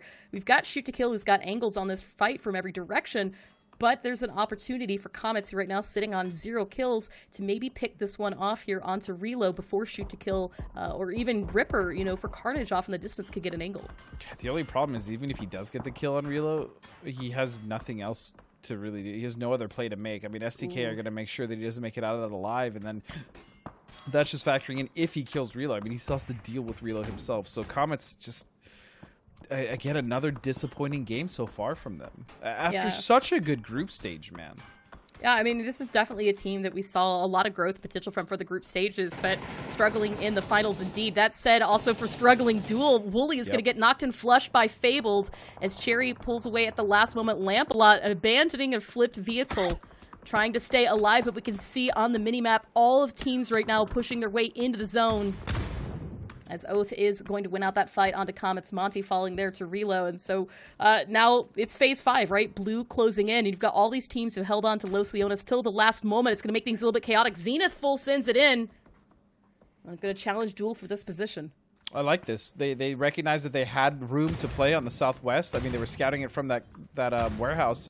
And they know where Duel is for the most part, and so they're starting to take control of the zone, and this is good. They're going to have to, because there's multiple teams they're going to have to fight through. As the center, where we currently see that kind of no man's land, there's nothing there. There's nothing to play unless teams bring their own vehicles. As we see Purdy gets 2 nades on Radiance. I mean, this is what Zenith needs to do. And Shoot to Kill managing to hold on to the north as well as they can. We see Kurt, unfortunately, down to just smokes. No more damage throwables left, but it's continued to take fire from Carnage, who's held onto the city, coming in from behind all these squads. We've seen him third party much of the action here onto the east side, but Curdy not letting go of Radiance just yet, waiting for the last of this rotation to come in as we see Waldo and Los with vehicles in hand driving in. Back down to the east, Sonics and 303, similar situation. Yep, it's Sonics again, finding themselves alive, finding themselves in a pretty decent situation here. Once the circle does cut this off, though, if it does shift towards the east, it's going to be a little rough. They have a north wrap that they can do, which I think is what Shrimsy is setting for right now. He's setting up to see if that's possible. They have a fight on their hands, though, before they can even do all that, as you said, with 303 coming up on the south. And Los, the last still up for Radiance, so very low on health. Kurt trying to keep Luke 12 alive, but I mean, kudos here to Carnage, who's managed to keep 4 strong, do quite a bit of damage, and take out teams still onto the edge. It looks like Los was able to pop off that first aid, though, on the edge of zone, and should have just a little bit of cover for the ridgeline right against the road. So Shoot to Kill, I mean, they're not going to let go of this. Molly's coming out from Los. That's definitely going to lock them into this fight as the blue closes in. And no doubt the circle will shift away from Los, but I mean, I don't see Shoot to Kill letting go of this until he's dead. No, I mean, they know he's a point. They know that they're a little weak. They know there's multiple teams down to the south that if they even want to get involved, it's harder as a duo. So they're just going to loot what they can and basically try to get that point on Los when he eventually will have to move. I think the best thing for them right now is that the circle did turn in their favor, but speaking of in their favor, Tiggleton getting a knock and flush onto Voxic. Good revenge on the 303 after they took out H when Shrimsy still trying to hold angle from inside a compound along with Mine, but Landoon and D-Rich holding onto that high ground. As you talked about, the luck that would have happened for these teams to the west had the circle remained in this direction. Unfortunately, the circle taking a shift north and northeast, and so these teams having to fight this out pretty quickly. Landoon will find a knock onto Mine, but not before falling down to 10 HP. Grenade is primed, looking for the flush, but it goes just too far and gives him enough time to pop off this first aid kit as the blue is closing in. It's getting close. Oh, you gotta run, buddy. You gotta run. In fact, so does Shrimsy. All of Sonics has to start moving. This fight is mutually assured destruction here. Ooh. As Landoon's... Oh, goodness, he's gonna make it just barely. 3 HP ahead of the zone. He is going to steal some of the knocks that Sonics fell to the blue, and that's points converted for 303. Right now we're sitting on 5, but Honey Badger has been knocked, and there might not be a time to get that res off, but D-Rich is going to try anyway as we see them continue to hold on to the edge of zone. But if you take a look at the minimap, is Houston Hardships that are starting to move into that position, so they need to worry about that quickly. Back again to the east, though, all of the teams that have come out of the city still fighting strong. Fabled actually losing quite a bit here as you see Zragod start to clean house, but Rip is going to trade it back. Yeah, 7 kills so far on Fabled as they're hunting down the potential last member here of Carnage. They have a knock and 1 up, and then Zenith now should have heard that. They should start moving up. They really need to start taking control of this southeast side, and it looks like they kind of are. Little hesitation here. 5 kills for them as well, but they can definitely cripple, if not wipe out Fabled if they want to. And Zenith did get a knock onto Chubba, but that was stolen from 303. And so they've got eyes in every direction for the zone, but this is that open area that you were talking about and how unplayable this circle is going to be. We're only into phase 6, and already teams are struggling to find some safety here as 303 is eliminated, but not before doing a little bit of damage onto Houston Hardships. And unfortunately, Lobes is on fire. Can he survive this? No.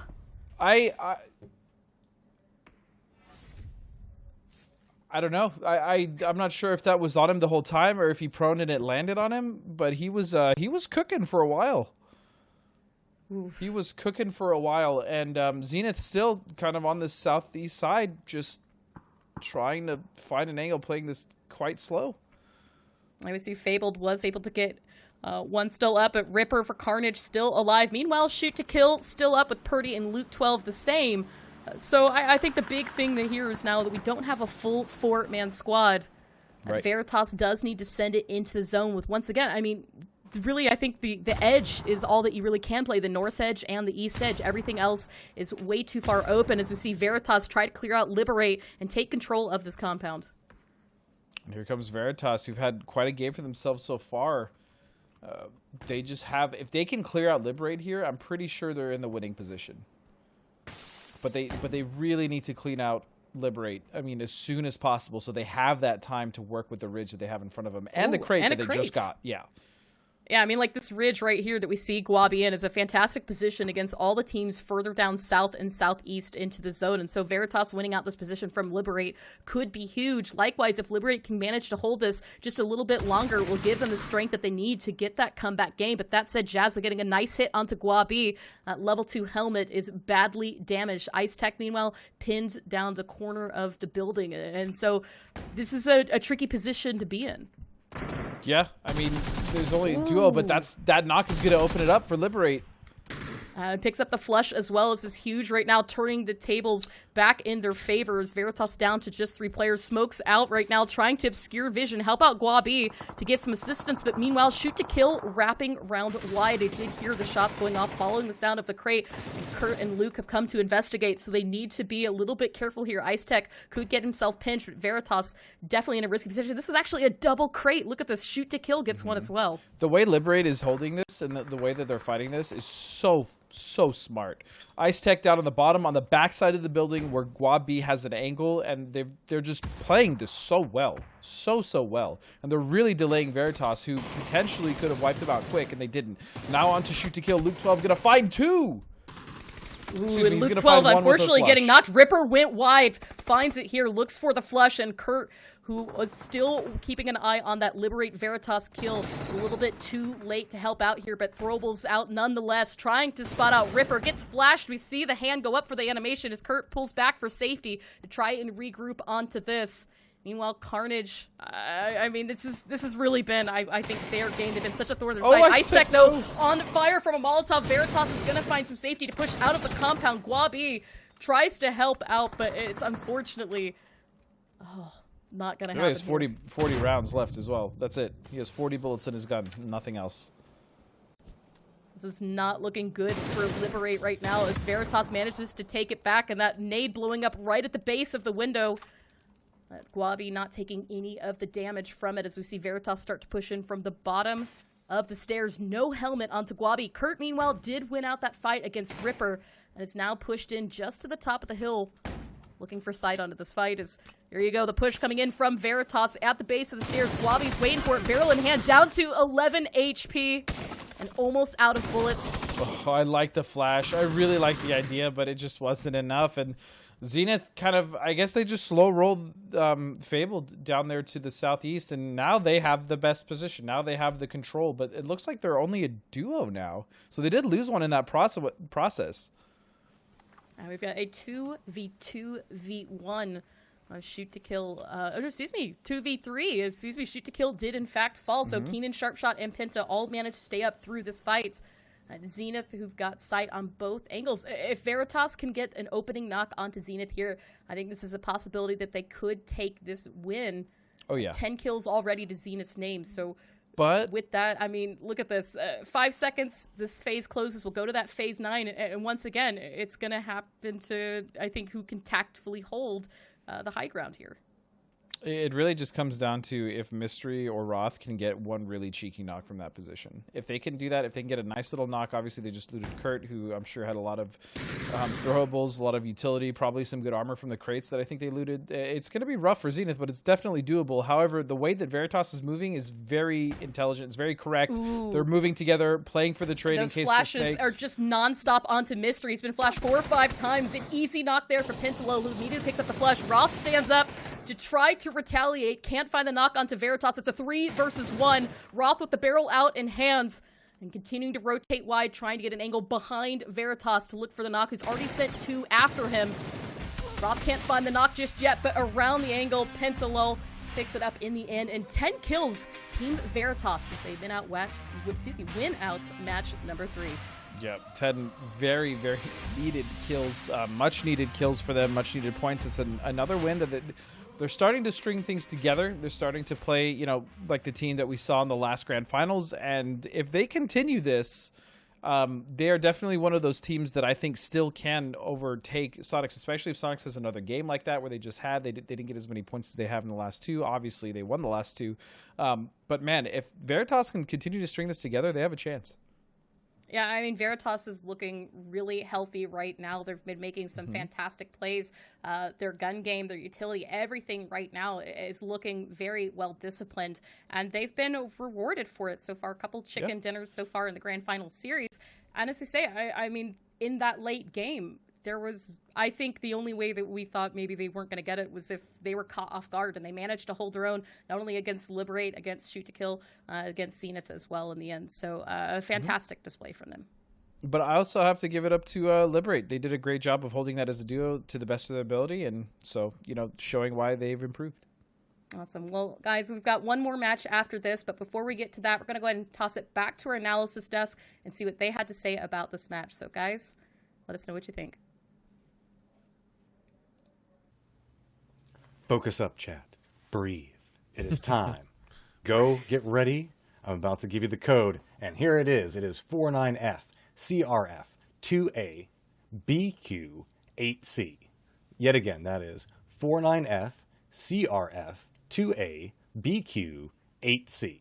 Good luck to everybody, and remember, if you don't get it, you still get esports points for watching, so it's not the end of the world. I know you want the coupons, but don't be disheartened if you don't get it, guys. So, interesting game.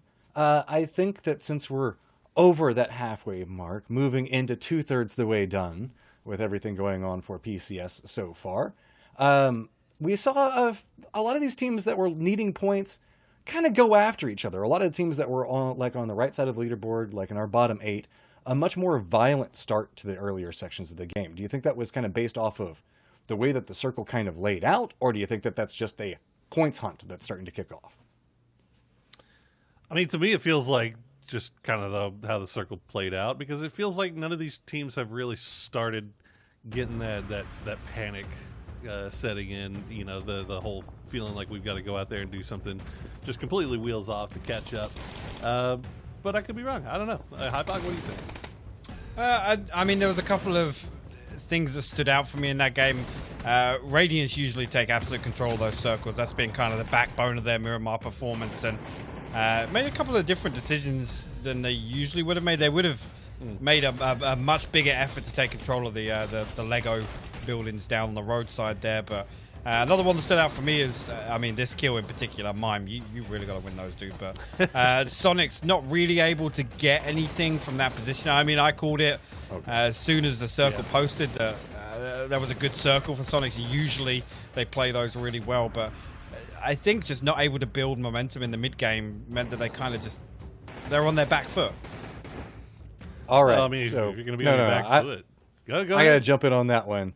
The spectator team did a favor to a group. As you can see, 303's D-Rich was charging into that trench and managed just to get off a Molotov with his dying breath to take down somebody. And yeah, that kind of negated all of the fights back over to the west, because everyone died over there. Because we had, 3 or 4 teams that were constantly just destroying themselves over there. And that kind of made it to where it was all the teams that were back over towards the north and east having an opportunity to really step up and try to distract other teams. Like the Liberate, we saw Veritas fighting for a long time. And hey, Hypok, you called out Veritas as your team to watch, your surprise team of the day. Walking away with the win. Got to give you a shout out for that one. Yeah, I mean, I look like a bit of a fool after their Game 1 performance, right? But, yeah, things are picking up nicely for them. And I agree with what the guys said. They're playing to the same sort of standard that we saw in PCS1. And I think that's kind of, it goes without saying, that's crucial to their success, but we haven't really seen much life out of them. So hopefully now, after yesterday's win and that win there, that was a hard-fought win, and they did a lot of, rotating little and often throughout that game. And, they found an interesting path into the end game, but really crucial kill coming out from Sharpshot through the window there. Kurt was in a position, the last man for SDK was in a position to really, really damage them on the way out of that 2-story, but heads up shot from Sharpshot himself out of the window. I gotta tell you, the thing that's sticking out to me the most, Sonic's only 1 point. Oh no! This They're could- going to lose their This lead. could be the time when things start falling apart. You never know. I mean, hey, look, obviously they just had 2 back-to-back first places. They could go out in 11th with 1 kill and be okay. But if you're a team that's chasing them, that's a silver lining. A small silver lining, but a silver lining. Small silver lining, because most of the teams that were chasing him didn't walk away with a ton of points that game either. I mean, they got more points than won on like a lot of accounts, but you can see whenever we're looking at kills and everything like that, it's a lot of the teams that we haven't seen a lot. Really, Oath is still consistently performing, showing up and getting kills a lot, but there was a lot of teams that kind of struggled. And I know we've talked about shoot to kill a lot, but we need to, based off of the fact that they managed to creep into that circle. They took a couple of casualties. They were the undoing of Radiance on the outside of that. Hypoc, you were alluding to the fact that usually we see Radiance step into a good point with that one. But it was a lot of a 2-man squad just kind of holding out everything that was going on back towards the northeast for a couple of those late game circle fights. Yeah, again, I kind of agree with Poro. It was down to the way the circle played out. There are a couple of really rehearsed game plans that we obviously, I mean, we always see in these sorts of things. You were talking about SDK, I was talking about Radiance and Sonics. It's weird to see kind of the success rate of those when we see similar circles. But nonetheless, I mean, top 3 kind of remaining unfazed. But Veritas making a mad dash. They've broken the 100-point mark, and that's, I mean, considering the start they had, really, really good progress. Also, Zenith now starting to make it a position where they can at least strive in that area with shoot to kill, Oath, any trolls in chat. There was a much bigger gap at the start of the day, and these other teams are slowly trying to inch their way up to get in that contention point for second, third at least. Yeah, I mean, I'm looking at our stat sheets right now, and again, surprising. So far today, through 3 games, only 4 teams have gotten over 20 points. But a couple of those teams that were really needed them. Like you said, Zenith having a good day so far, Veritas having a decent day, and kind of obviously a little bit lower on the leaderboard, but they've kind of started turning things around here a little bit as Carnage. They've had their best day of the tournament so far today, so we'll see if they can keep that going into game 4. Fabled making their way over towards the left side of the leaderboard yet again. I know that there were a lot of questions moving into the first couple of days, like, oh my god, is this Fabled? Are we finally going to see it? It tailed off there towards the end, but it feels like they're starting to right the ship up just a little bit more, and a big factor on that is going to be Greg Shot. I mean, Greg Shot is still managing to put in a continual amount of work. Look at this. We're looking at ATC and the Sonics show, and then a team in 8 with Greg Shot Fabled, who is a consistent performer on that squad. He's trying his hardest, man. He's trying to do what he can, and he's getting himself in a position where he could lay down some damage and 80 and get some kills. But Jesus, that team cannot get to the late game with 4 up. They can't even get to the mid game with 4 up. They need a level 4 backpack just to put the other 3 members in Greg Shot's back and let him go. Okay. I said it. I said it. Let's I go. don't know if I go that far just yet, but it just seems like, man, I don't know what it is about their rotations, their transitions, or what it is, whatever's going on there.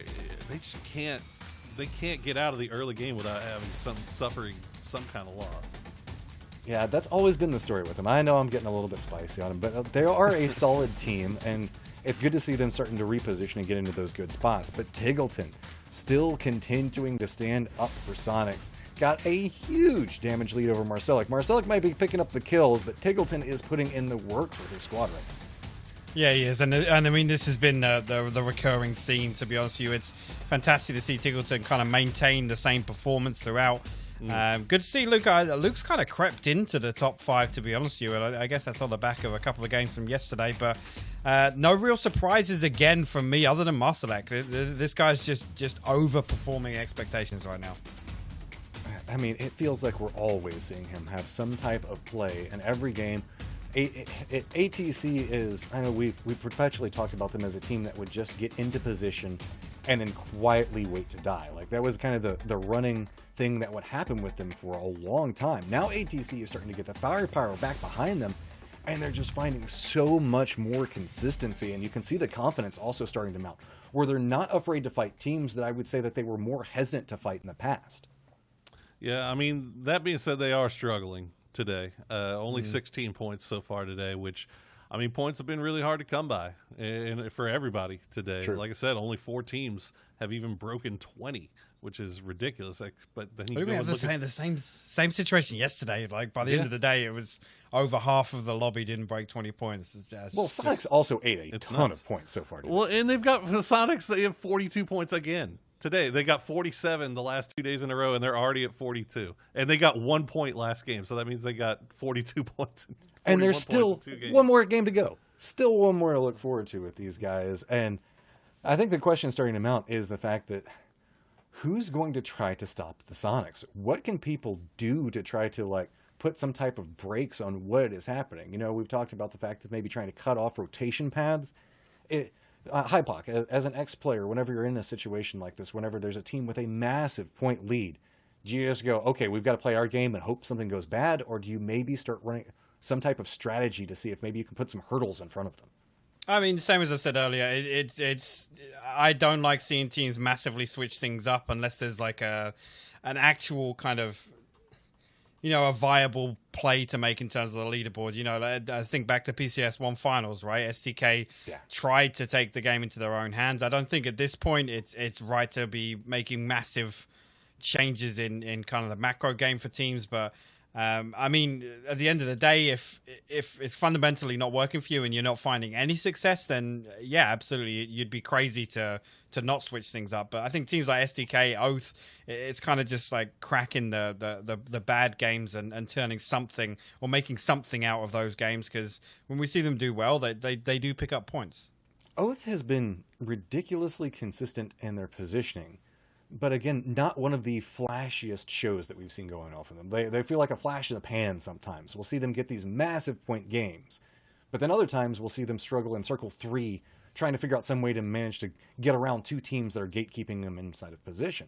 But they're still managing to find ways and gaps and opportunities to pick up points that are necessary. And while it's, again, we're seeing two teams, ATC and Oath, that are a very different style than what we're seeing in teams like Sonics. Sonics will be much more aggressive in those form and fashions and just say, okay, well, if a problem arises, we're just going to take the fight with them. Do you think the fact that we're seeing a little bit more of a cerebral switch happen to some of these teams where they're starting to feel a little bit more, I guess, comfortable and handling negative situations? Because I often felt that's one of the things that North America struggled with at times. Whenever you didn't get the circle and you didn't get your easy path in, suddenly you're like, what do we do next?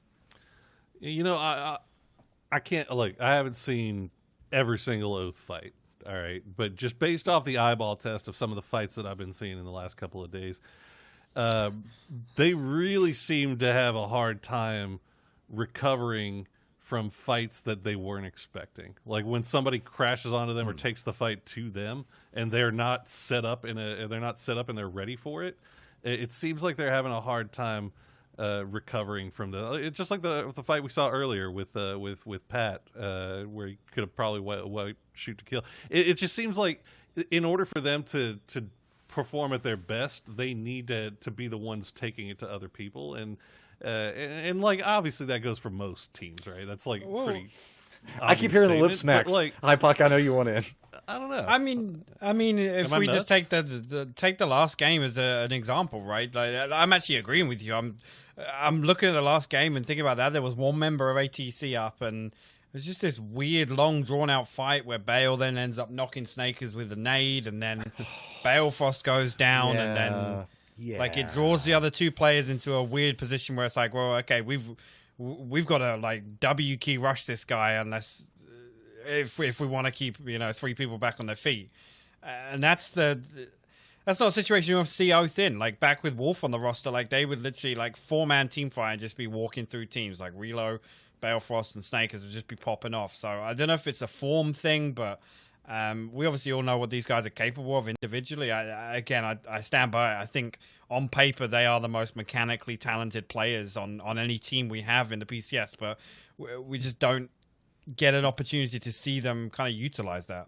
It almost feels like they're not playing to their strengths as much, you know, and that's kind of what I was saying, or what I was referring to, is that, you know, when they take the game into their hands and when they take the fight to other people, it seems like they always come out on top. They are on top of things. They are one of the best teams in finishing those fights quickly and efficiently.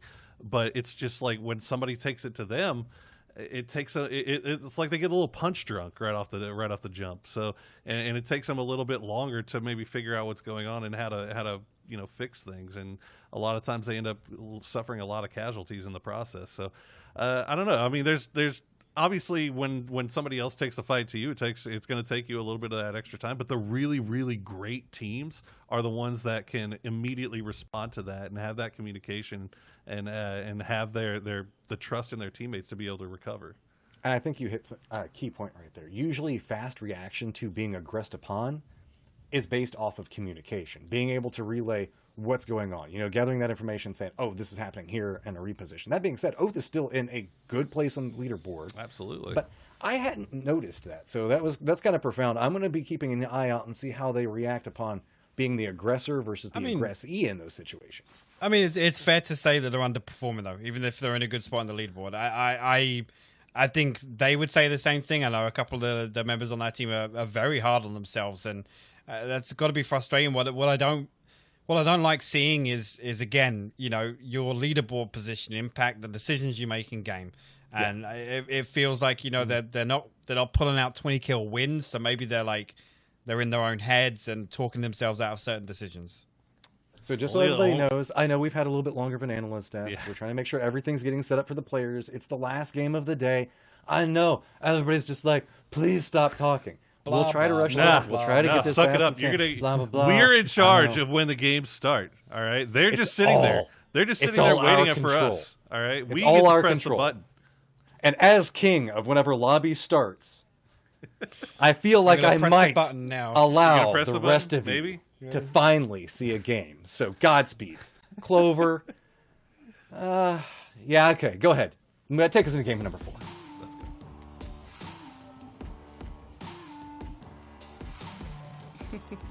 I mean, he's right.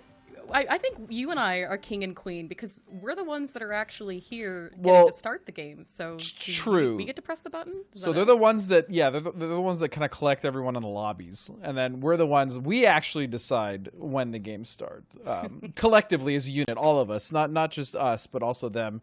And I mean, if chat's gonna, if they're gonna say we're talking too much, we're just gonna keep talking. We're not gonna start the game. Yeah, we're gonna draw this out as long as possible. Chat. No, it's absolutely terrible. We're actually very eager to get into this final match. This has been a phenomenal day of PUBG. We've had some wild circles, wild plays, wild rotations, and a lot of really good runs by teams that really needed it. That said, this is our last Miramar match for quite a while until we go into that very last day of the Grand Finals. So for I think the teams that are most comfortable on this map, now is the time to show. Is Godspeed. I think it's about time for us to press this button. Clover, hit the button. Let's do it, guys. We're going to go into game. I'm going to press this button. Here we go. Thank you so much for waiting. Yeah. Also, I just want to point this out for everyone in chat. If there's ever a delay or something is wrong, it's always Hypok's fault. He's the one that has decided that the game's not going to start. So if you're going to focus your hate somewhere, Michael Robbins, baby. That's your target. Love you, oh, no. You know what? And it's funny, too, because, guys, we really do. We try to make this go in as quick as possible. We're just as eagerly as waiting for you, but sometimes technical things do happen. But, we just love sitting here talking into the camera, personally. It's true. Go back, watch the VODs, listen to our voices, and really, I mean, we don't clip ourselves talking, we clip everybody else getting taken. I'll be honest, I hate the sound of my own voice. So I can only imagine how chat feels. But going into the very final game of Miramar, and it's been another really good Sonics day. Obviously, there's no surprise there. There was a lot of talk that we just had on the desk about Oath. I don't really know what else there is to be said about the team. I don't know if you have anything to add on that, Stephanie. I mean, you and I, when we did our picks, right, the people that we think are going to win the entire Grand Finals here for PCS2, I picked Oath and you picked Sonics. And this is, from kind of the very beginning, these are the two teams that we saw quite a lot of potential going into. And as we've coming to the end of the halfway point, and kind of almost really 2/3 of the way now through this series, I think there's definitive reasons why. Now, obviously, Oath has had a little bit of a rocky start where sometimes, as you even heard Matt say, right, you don't always see what they're doing. Oftentimes the work that they're doing is off camera out in the kill feed. Yeah, they're very really true. fantastic at third-parting fights, managing to squish themselves into the late game. And even if they can't stay 4-man up with 1 or 2 players alive, still do quite a bit of damage for themselves. And that's why we've continued to see Oath in the top 5 across damage, kills, knocks, really kind of every asset that you can think about when you look at PUBG at this level. What a circle. What a circle. But yeah, to circle back to your point. Oh, I see what I did there. That was unintentional. Yeah, like Oath didn't just trip and stumble into the top 3. You know what I mean? Like they've obviously worked for it. It's just unfortunate for them. We've been catching them pretty much as they're on their way out, or like in these plays, like that play that Hypoc broke down. I mean, I couldn't agree more. Where it's just kind of disjointed and it just takes too long for them to really come together as a team. But Roth going down immediately to Crawfresh, that's not exactly the start you want after a second place finish. But yeah, I mean, Oath, they're getting the points, they're still getting the kills, and they're finding their way. It's just they're not. There's a lot of points that they've also left on the table. They know that. I don't need to tell them that. They know that they've definitely been able to close out some of these games, or at least get close to it, and they just haven't. So I mean, either way, they're still playing well. They're still in the top 3. They're still one of the best teams. We'll just see if they can clean it up. It's really all it comes down to.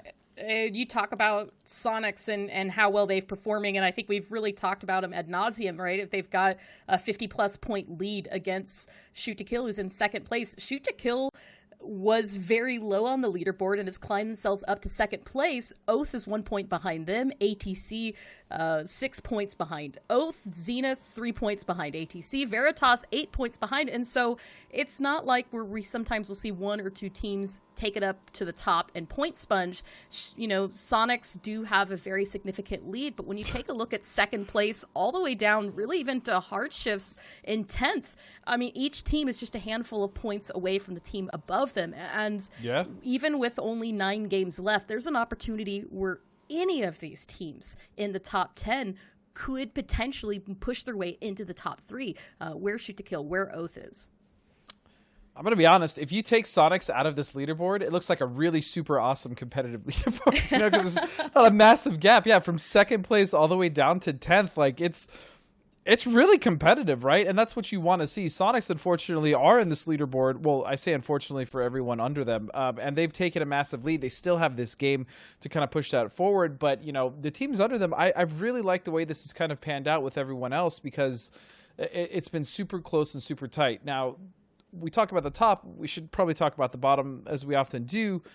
Everyone kind of under that at 11th through 16th, I mean, kind of not really a factor as far as like shaking things up, unless these guys can have a massive game today to end it out. This is the last game of the day, and then have a really insane start next week, which is the final week of the Grand Finals. I mean, it's the only way these guys on the bottom of the leaderboard can be able to make any sort of impact on this Grand Finals. Yeah, I mean, you know, we've talked a lot today about the work that Carnage, Illusion have put in. 303 actually got quite a bit of points last match, but it's not enough to take them out of the bottom. In fact, even if anything, I think the fact that they've actually been competing with one another in some of these late games has been hurting them as well, because it's making it harder for them to climb out from that position. That said, you know, there is still ample opportunity with this last match to take that climb a little bit higher and go into next week with momentum. We will be doing Erangel to start, I believe, and then one more Miramar. No, wait, Miramar, then Erangel. Oh my gosh. I feel like I should know this. It's Marangel. It's both. Yeah, that's all you need to know. Iranmar. Ooh, it's actually, I like that one. I think I might keep that one. Shots coming out from, looks like, is that Zenith? That is Zenith. I think it is Zenith. Yeah. Ooh, and Sonics as well. So Veritas actually is getting shot at from both sides of this rotation. You see Keenan going down to about 62 HP. He's lost a tire, losing control as well of the vehicle. And unfortunately, that's going to crash him right at the base of Oath here as Kickstart pushes him in. But Balefrost finds the knock here. That's got to be frustrating. Oof. I'm frustrated for Keenan, to be completely honest.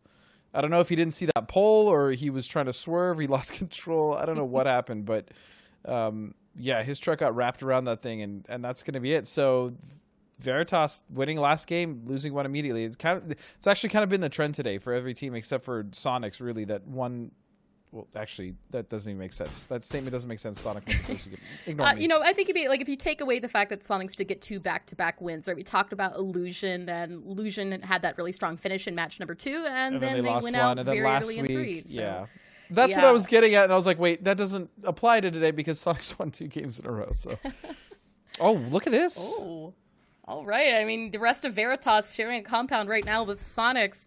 You got Tiggleton looking for another angle. See right now H1 peeking through the window, and this is always tricky, Godspeed, especially this early before we've had too much time to loot utility. Flashbangs, nades, and mollies are very helpful in these situations.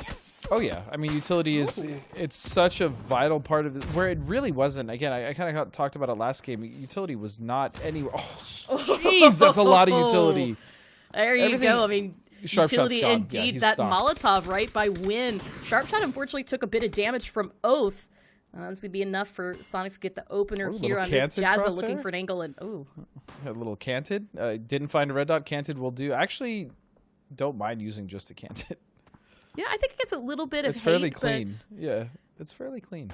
it's nice. It's not bad. Now, the thing, though, of course, as you can see, though, I mean, look, Jazza has level 1 gear, right? Level 1 helmet, level 1 vest, and we're still into phase 1. And this is kind of what we talk about, those early looting, sharing compounds of what these teams have available, not just in, obviously, utility, but now armor, bullets, and their full setup. And so if you're Veritas and even Sonics right now trying to not only battle each other, but you've got Oath, who's been continuously third party, as you continue to see the bullet tracers across the screen. Yeah, and Sharpshot, there's no way they're going to get him up. It's just not possible. But if there's any compound to fight one, this is definitely one of the strongest ones, especially in the circle. So I get why these teams are here so early. It's just, unfortunately, one of them will have to go. I don't imagine that Sonics or Veritas will be comfortable with having neighbors, so close. So what are these two teams? And I think it's going to be Sonics. I mean, the way that they're positioned, the fact that it's a 2-on-4 now with Sharpshot going down, I really think Sonics is going to clean this up unless there's some unforeseen insane play that comes out of Veritas, which is entirely possible. Yeah, and I mean, we'll see, of course, Therio, the bleed out from Sharpshot as Sonics were able to get that res onto Mime and, for the most part, fully heal. That said, I mean, when we're looking at these players, again, the utilities and even bullets left are starting to dwindle, and so Sonics are going to take this as an opportunity to go ahead and fully send this, wrapping around to the north, so not to be spotted out by Oath, and that flashbang perfectly timed there onto Jazza, but he's going to go ahead and recover pretty quickly through the windows, spotting out Sonics, getting some damage, finds a knock onto Mine, but Jazza is going to return it. Shrimsy in the knock there as well, and there you have it, Veritas cleaned up. Tiggleton actually went around wide. And that is it for for Veritas. So Sonics should be able to get this res up and stay 4 strong as well as win out this compound. But at the same time, as we've seen through all these players, they really don't have a lot as far as, armor, bullets, and utility, much of which was used by both of these teams. So this won't be a good place for them to sit in the long term. They're going to need to use a little bit more loot here. Yeah, and on top of that, this was a really good position for them to have before that shift. I mean, in the first circle, but again, we've had another wacky shift thanks to us, and so they're gonna have to move. But the one thing that I've noticed this series and this grand finals with Sonics that has made them so dominant is the use of utility, the way that they've been handling that in fights. The flashbangs from Hwin has been some of the best applications I've seen in a while, especially in North America. And then the way that they've been playing for trades. I mean, this is a team that is firing on all cylinders. Zenith, on the other end of that spectrum, just not quite playing to their potential, even though they're still doing well for themselves in the top 5. Yeah, I mean, look, Zenith has already lost to losing Roth early out, and then now, of course, Leda to shoot to kill during that rotation. And this has kind of been their story, right? And now as they pull back away, taking them right into the barrels of Fabled, who's been playing pretty aggressive. So Kickstart sending it ahead, now taking on shots from both Riff and Hella, pulling away for safety, but already down to 32 HP. Not a lot of places to go safely, and it's going to choose to use this just driving around. I mean, that's all you can do. Man, it's been rough for Zenith today. It's been rough. Yeah, and I mean, of course, obviously last game, Zenith did able to stay up to the late game, put down quite a bit of points and climb themselves into 5th place. But you're right, I mean, we're not seeing the powerhouse, the dominating, confident, up through the end, and winning confidently that we've been expecting to see from them. And unfortunately, sometimes it's just the simple mistakes that have been costing them. Yeah, and even just going back to last game very briefly, like I feel like they had a position to push that southeast and really clear that out and even get more points and potentially even come out of that with 3 to 4 members up. So, yeah, Zenith, they're just capable of so much more. They're capable of so much more than we're seeing. And that's saying something for a team that's in 5th. It's not even like they're struggling down at the bottom of the leaderboard. I mean, they're still, again, doing well, but they're still capable of just more, so much more. And I think that kind of comes back to the point we made earlier about how close it is and how competitive it is for so many of these teams in 2nd through 10th place right now. 100%. And look at Los getting a little angle here over on this crater compound just south of the road. And this is a precarious fight, this one. The amount of setup you could have, not only on top of the ridge, but as well as inside this compound, makes it a very ambiguous fight. I'm curious to see if Radiance is really going to commit to this. I don't really know that this compound in this circle is going to be worth it, but they might. Because Crop and Finna already spotted out Los and started to set up and prepare for this, but with McCoy rotating wide and Los even moving from his position, that's going to be I mean we've really seen Radiance pull off these kinds of fights, right? Their ability to tactfully push teams out of these compounds, out of where they've dug in, and clear them out. The question I think right now is that, are they going to be able to do that with what Dodge has kind of set up here? Because it's Dodge has a nice split in here. They do, sure. And I hate to give Dodge any benefit of the doubt, but they just haven't been having a good go of things. Things have really been falling apart. And I think if Radiance can hold on to their discipline, there's definitely an opportunity for them to take out Dodge here. As respectful as possible, it's been a very poor showing from Dodge this Grand Finals. It's just really all there is to say, and now they're kind of stuck. Obviously, Radiance is going to rotate out of this. Radiance can actually get out in front of Dodge if they move quick enough, but it looks like Dodge is leaving anyways. But they potentially could have got in front, especially if Dodge stayed in. But good recognition for them to leave, as Crop may now actually get stranded. Yeah, this is not great. I mean, this is not the first time Crop's been left behind today by any means either. So I'm uncertain if this was on purpose or what, but you have to remember McCoy has been rotating the long way around here, and so if Crop's not careful, McCoy could strike and take out one member of Dodge. As see McCoy has finally come up from around the ridge line. Crop is not even paying attention. McCoy's first bullets are gonna miss. It looks like Crop somehow still hasn't been taken out just yet. I think McCoy's waiting for the perfect moment. Yeah, I think he's still. Yep, there it is. And don't let him get away. Oh, McCoy's managed to get Crop down to 19 HP. Those boosters are going to pull him up just a little bit. Shots out from Radiance. They're trying to find that knock. It's only going to take 1 or 2 bullets to get it here, but Crop has managed to drive away mostly to safety. Here we see Reno still holding in the area and offering returning fire. So a little bit of a vehicle flip here, but I think he's safe. Oh, and yeah, Crop barely made it out. I'm surprised he made it out. Obviously, Reno stayed back. He took a shot to the chest to try to give him some cover, but Dodge is going to get out. But that took a lot of time. For not only them, but also Radiance.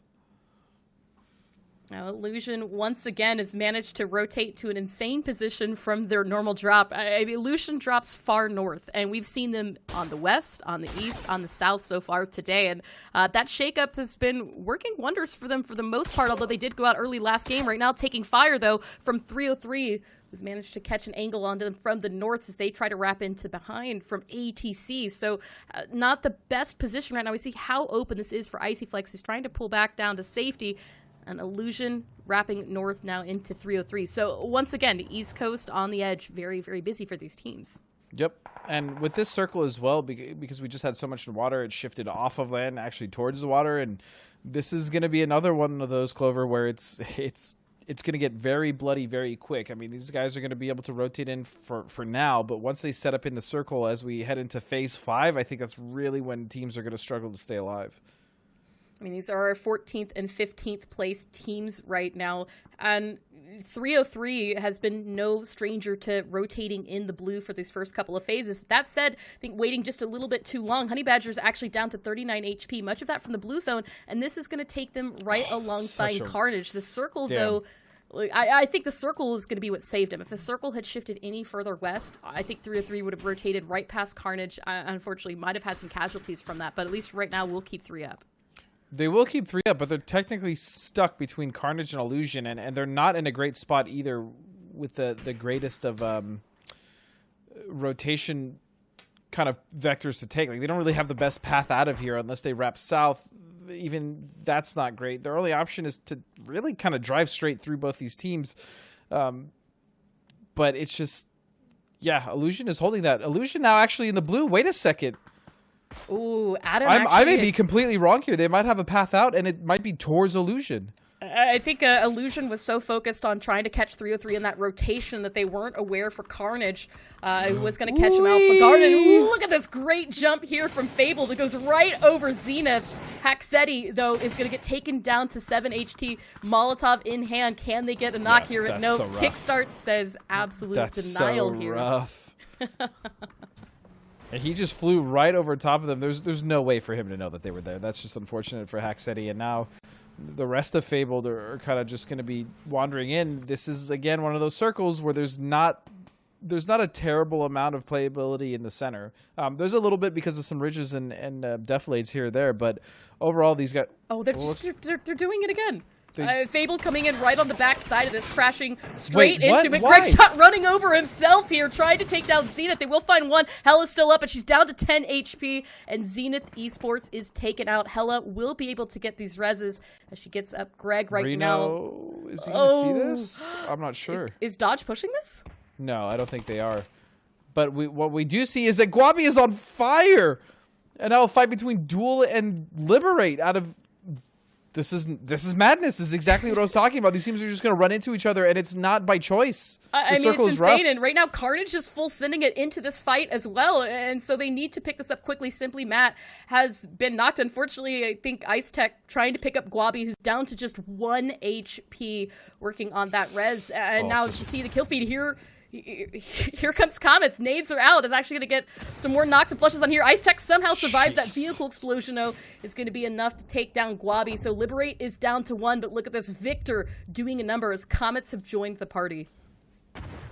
Not only have Comets joined the party, but they're very much pushing themselves through the front door. They're really trying to get in, and Duel is still recovering from that fight with Liberate, which is still up. There's still one member of Liberate up. This is a crazy fight, and these buildings are not easy to push at all. There's only one way up to the top. And Ice Tech's really doing a number on here. We can see Balefrost has side on this as well. So Oath third-parting out from the west. Duel managed to recover getting those reses. So they are still 3 players up. But now, as you said, there's nowhere really to go outside of this compound, especially now that we know Oath has angle up to the north, as we can see Relo rotating, looking for another vantage point onto this. Comets got nice. D-Tree's going to find a knock on to Danny G. If they can synchronize grenades in each one of those 3 windows for the upstairs portion of this building that Duel is in, they could really do a lot of damage, if not even wipe them.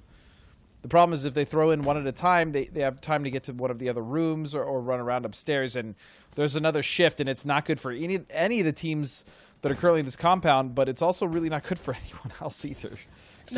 Unless you're on the south. The south is actually fairly playable.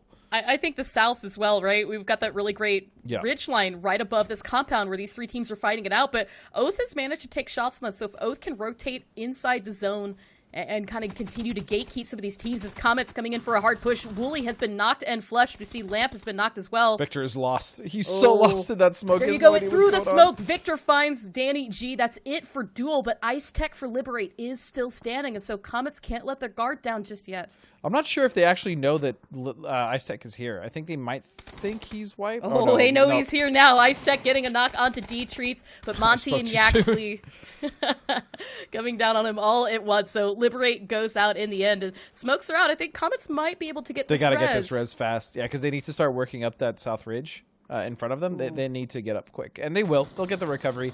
Meanwhile, Radiant's on the run from Dodge. I'm pretty sure they lost Gaxi, actually. Yeah, they did earlier in that fight, so that's going to be 1 down for Radiance, and they also find themselves in a really tough position because their only wrap really is to the west, and again, there's not a lot of playable terrain there. And Sonics as well, trying to rotate in for the backside of Oath as Balefrost gets a knock onto Shrinzy. More utilities out from both teams, but Mines found as well from Relo. Padcap's actually getting a knock out to Tickleton. All that's left still standing is H-Win, but Oath has very good angle onto this. Flashbang is out because, of course, why not? Coming in for the last push, they spotted out H-Win. A couple good peeks here from Oath, but Win at 54 HP, trying to keep alive as long as he can. He's fighting this. Billfrost. I think he might even try to get this res. What is going on here? Fighting for his life, and that was very impressive, but Win is going to go down as Oath finally take out Sonics. Nice 5 kills to start off this game as well. So although they're down a player, taking out Sonics, the lobby leader, is huge, as well as, you know, having a good position to play from here. They honestly do have a good position to play from here in the West. The issue is that STK also shares it with them. Yeah, as we see, STK used an opportunity to try to push down just a little bit, though. Shots focused on the north. Meanwhile, Oath can finally focus back again on the south. Shots towards the Comets. So you do remember one out that compound. And Reload Balefrost picking off Yaxley and Victor. And 2 down so far for the Comets. And oof, look at this. You've got hardships coming in from the backside of this as well. This is not very good for teams to the southwest. Oh, and they didn't check at all to see if someone was down there behind them to the southwest. Monty's going to go down. Comets again struggling. Like they had such a good fight there just now, and then they just kind of fell apart here. I really think that someone should have been scouting that. And we take a look to see where the circle has shifted. It's pulling back towards the hardships location. So Oath trying to pick up this fight against Comets as quickly as possible. Comets still with 2 up and are going to find a knock. Yaxley picks on Reload. Pretty big. Ooh, D-Treats gets down very low, so Balefrost has continued to take shots from this angle, but going back around, Yaxley spots 1, but it's not enough. Pat Caps finishes this out in the end. Comets eliminated, but there's no time for celebration just yet. Oath really took a heavy hit from this. They're outside of the zone, though, sitting on 9 kills. Hardships and STK waiting for them inside the zone. Yeah, this is huge for Oath and STK, as well as ATC. I mean, Sonics is the lobby boss is dead, right? With that, Oath already has 9 kills. If they can continue this momentum, they can really start to chip away at that lead that they kind of already have. So STK as well. This is the game they're going to want to absolutely maximize going into next week. It's obviously the last game. This is huge. I love the way that this game is played out. Even though I'm a Sonics fan and I obviously voted for them, this is exciting. This is what you want to see out of a grand finals. Yeah, I mean, really anything to take away that strong lead that the first place team has. And as the North continues to pop off, Fabled, Dodge, ATC, all exchanging knocks and flushes back and forth. Radiant still off in the fight, the distance. And you can see how all the teams are pushed up all along the edge. Godspeed, as you said, the center part of the zone is not very playable, and there's not too much coverage left as Corsac trying to steal this shack away from Fabled. Greg Shot says no, gets the knock onto here as Rip. Greg Shot tried to push in. Greg Shot down to 1 HP. Has not been taken out just yet. The other thing here for Dodge, too, is, I mean, they know someone's in the shack. And they've still actually lost someone to getting shot in the back. And this kind of passiveness is really what I'm talking about with their poor performance overall. I mean, yeah, they're either not pushing something that they need to, or they're just kind of sending it somewhere in the circle. That's kind of been Dodge's MO this entire grand finals. And speaking of sending it when they need to, Oath really tactfully right now taking the approach onto Shoot to Kill's compounds. Real looking for a knock, gets quite a bit of damage, doesn't do really much. It's a really the 12 rough actually cross. returns It's a really bad cross. Oh, they are in throwable range as we see the nades and Molotovs come back out. Pat Cap's taking a little bit of damage. Now trying to spot out what's left of Shoot to Kill. We can see the damage coming in from Hardships.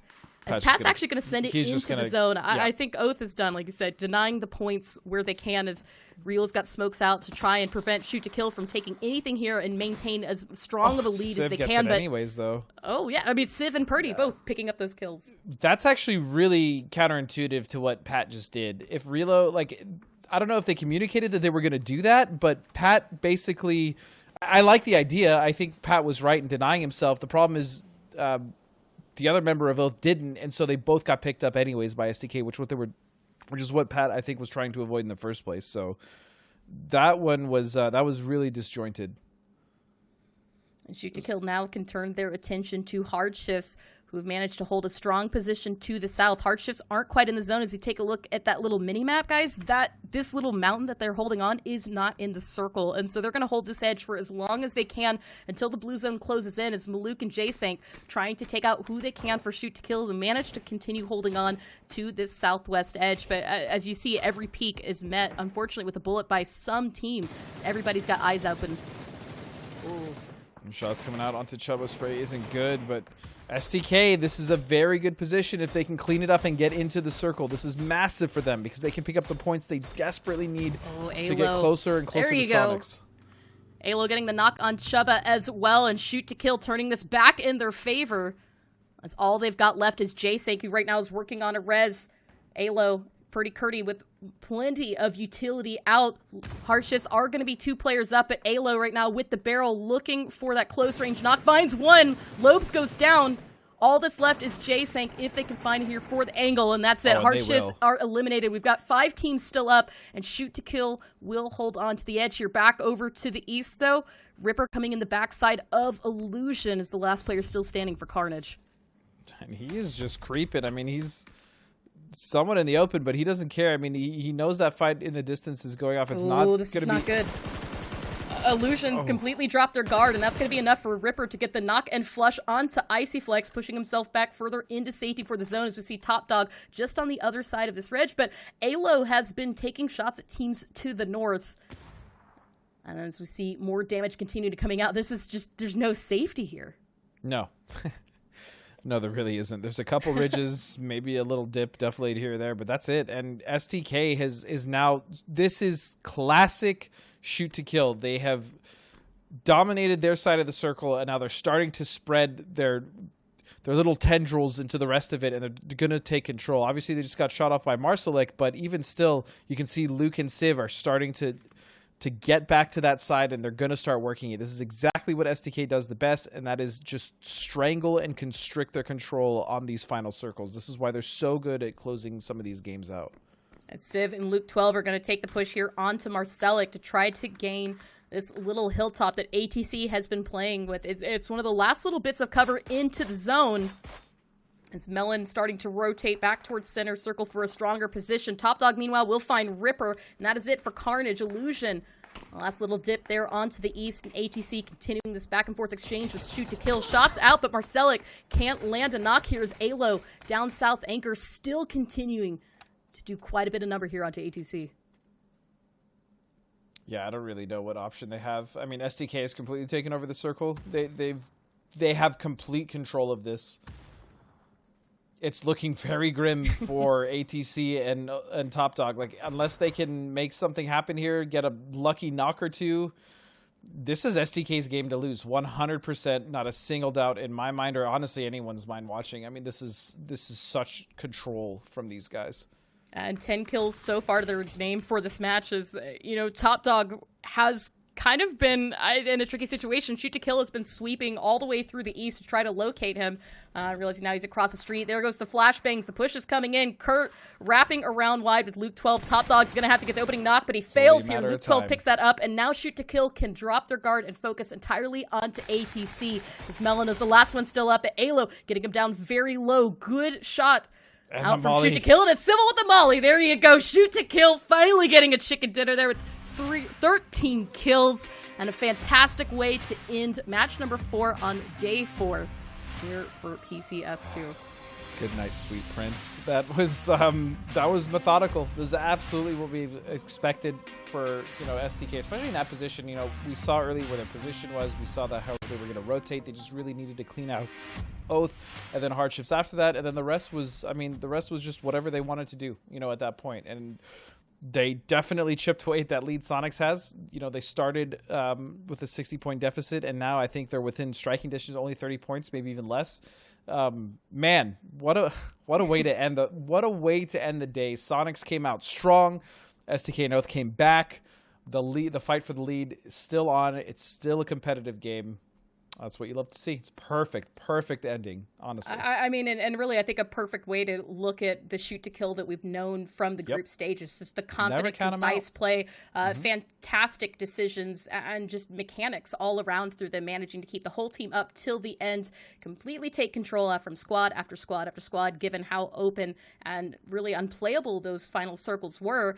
That said, I mean, a well-deserved chicken dinner that's going to propel them even closer to Sonics and steal away that gigantic lead that they've had going into this series so far. So that said, Godspeed, you and I are done casting today, so we're going to toss it back one more time to the host desk. Guys, take it away.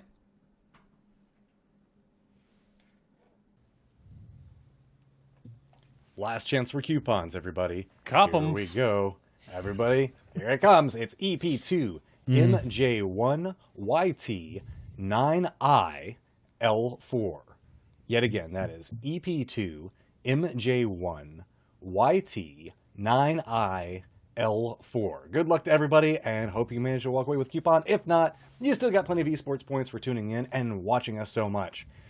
Well, that's kind of the end of the day. Now officially at the 2/3 point, Porosaurus. I'm going to need a math check on that one. I know. Oh, gosh. I don't trust it. Shoot to kill, getting the victory with a First Molotov. win. Love to see it, getting their win. And I know it would have been hard to miss with all of the discussion going on between pans and pots that were happening inside the chat. But Shoot to kill, come away with a victory. Yeah, I mean, look, good for them. And not only just good for them, but the fact that the bigger thing is that's 2 games in a row now that Sonics went out early.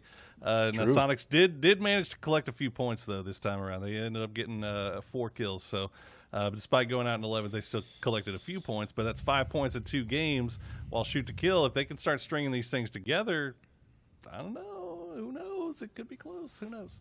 I know a lot of people are betting on that with a lot of their coupons that they're using right now. So They're hoping.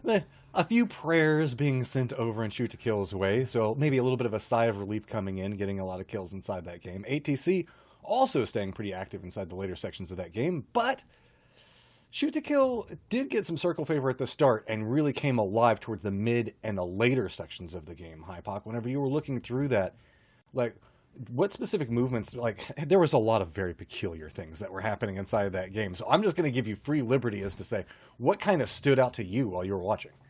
I mean, it was pretty textbook. They were biding their time in the saloon for the longest time. I think, honestly, their 1-win condition was stopping Oath. Oath built so much momentum. They rolled over Sonics. I mean, H-Man staying alive as long as he did was crazy, but Pat Caps just in fantastic form in that last game, and I mean all the Oath guys, but Pat Caps particularly for me. So yeah, STK's 1-win condition was stopping them, and you know they played it absolutely perfectly. Gate kept them against the blue. I think Pat Caps ended up trying to deny at one point, but they managed to pick up both of those kill points regardless. I'm gonna be honest, the start of this game looked like Game 6 scrims to me. There was some nonsense going on, but we do see it catch the end of the Oath versus Sonics fight here as yeah, Pat just hit some crazy shots there. Sean Tickleton was nutty. Yeah, no, I mean, Oath ends up picking up 9 kills despite going out in 7th place. So definitely a good performance for them, and definitely something they can hang their hat on going into this off week before we come into the finish. But man, STK, I'm actually surprised this is their first win. You know, it seems like yesterday they kept getting close. They could never wrap it up, but this thing seemed like it was wrapped for a while, Matt. Yeah, there was a lot of remnants of teams left towards the north. Like, we can see that the road's cutting through everything. Shoot to Kill just took control over the south, and all the other teams that were still just clinging to life all had to deal with each other and Shoot to Kill taking over positioning, and it was just tried and true. It's like the casters were talking about. That's what Shoot to Kill does best, is whenever they can get into late game circles with multiple members up, and they can start to just assert authority across a circle, it just feels, I guess, just unbearable. It feels like every time you like try to take a shot at them, they find some angle to just get some vengeance back over towards you. So whenever we're looking at everything, Shoot to Kill coming up, having themselves a nice game, walking away with some couple of points, but we also did see Oath. Are Oath the heroes that this lobby needs? Because they stepped up against Sonics and really forced them to stop dead in their tracks. And while it did cost Oath a lot, they still got a lot of points out of the deal as well. I mean, it's what needed to be done, right? And Sonics actually find themselves in kind of a bad position once again, through no fault of their own. They just didn't get the circle. They didn't get a compound and the circle fall on them once again, like they had in the first couple of games. But you know, at the end of the day, Sonics doesn't care. Like they're happy. Yeah. They got their money in the first 2 games. I mean, whatever happened in these last 2 games, yeah, it kind of sucks. But you know, they're still sitting real pretty up at the top.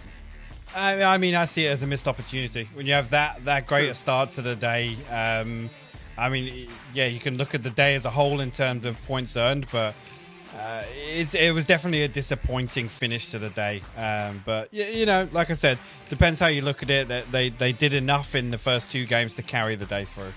Well, when we're looking at the top 3 on this leaderboard, Shoot to Kill, Oath, any trolls in chat, That's problematic for Sonics, for one, because these are all teams that are chasing up, trying to catch up to them. And it's problematic for everybody else in the lobby because, again, this is 2, 3, 4 respectively. So that's just going to make it more difficult for a lot of these other teams. Because we were talking about this beforehand, we have a lot of teams that are just gobbling up point after point inside of these games and walking away with huge totals. 23 points for first, and then 10 for second is a huge gap. Yeah, it's a little ridiculous. But, I mean, a lot of these teams that are trying to chase aren't doing themselves any favors, right? I mean, Veritas, after they get their win, they come in and they put up 0, you know? So it's not, you can't put everything into the basket of the top teams and say, like, oh, well, we just got to hope that they do something. You got to take your own destiny in your hands as well. You know, it's unfortunate for Veritas that things ended up that way, but it is interesting, or it is nice to see the SDK boys back up here once again on these kill leads. And, man, Oath just constantly seems to find somebody to put up there, don't they? Look at the names on this. This just heralds back to old NPL days. Alo, Balefrost, Pat Caps, and Civil Malouk.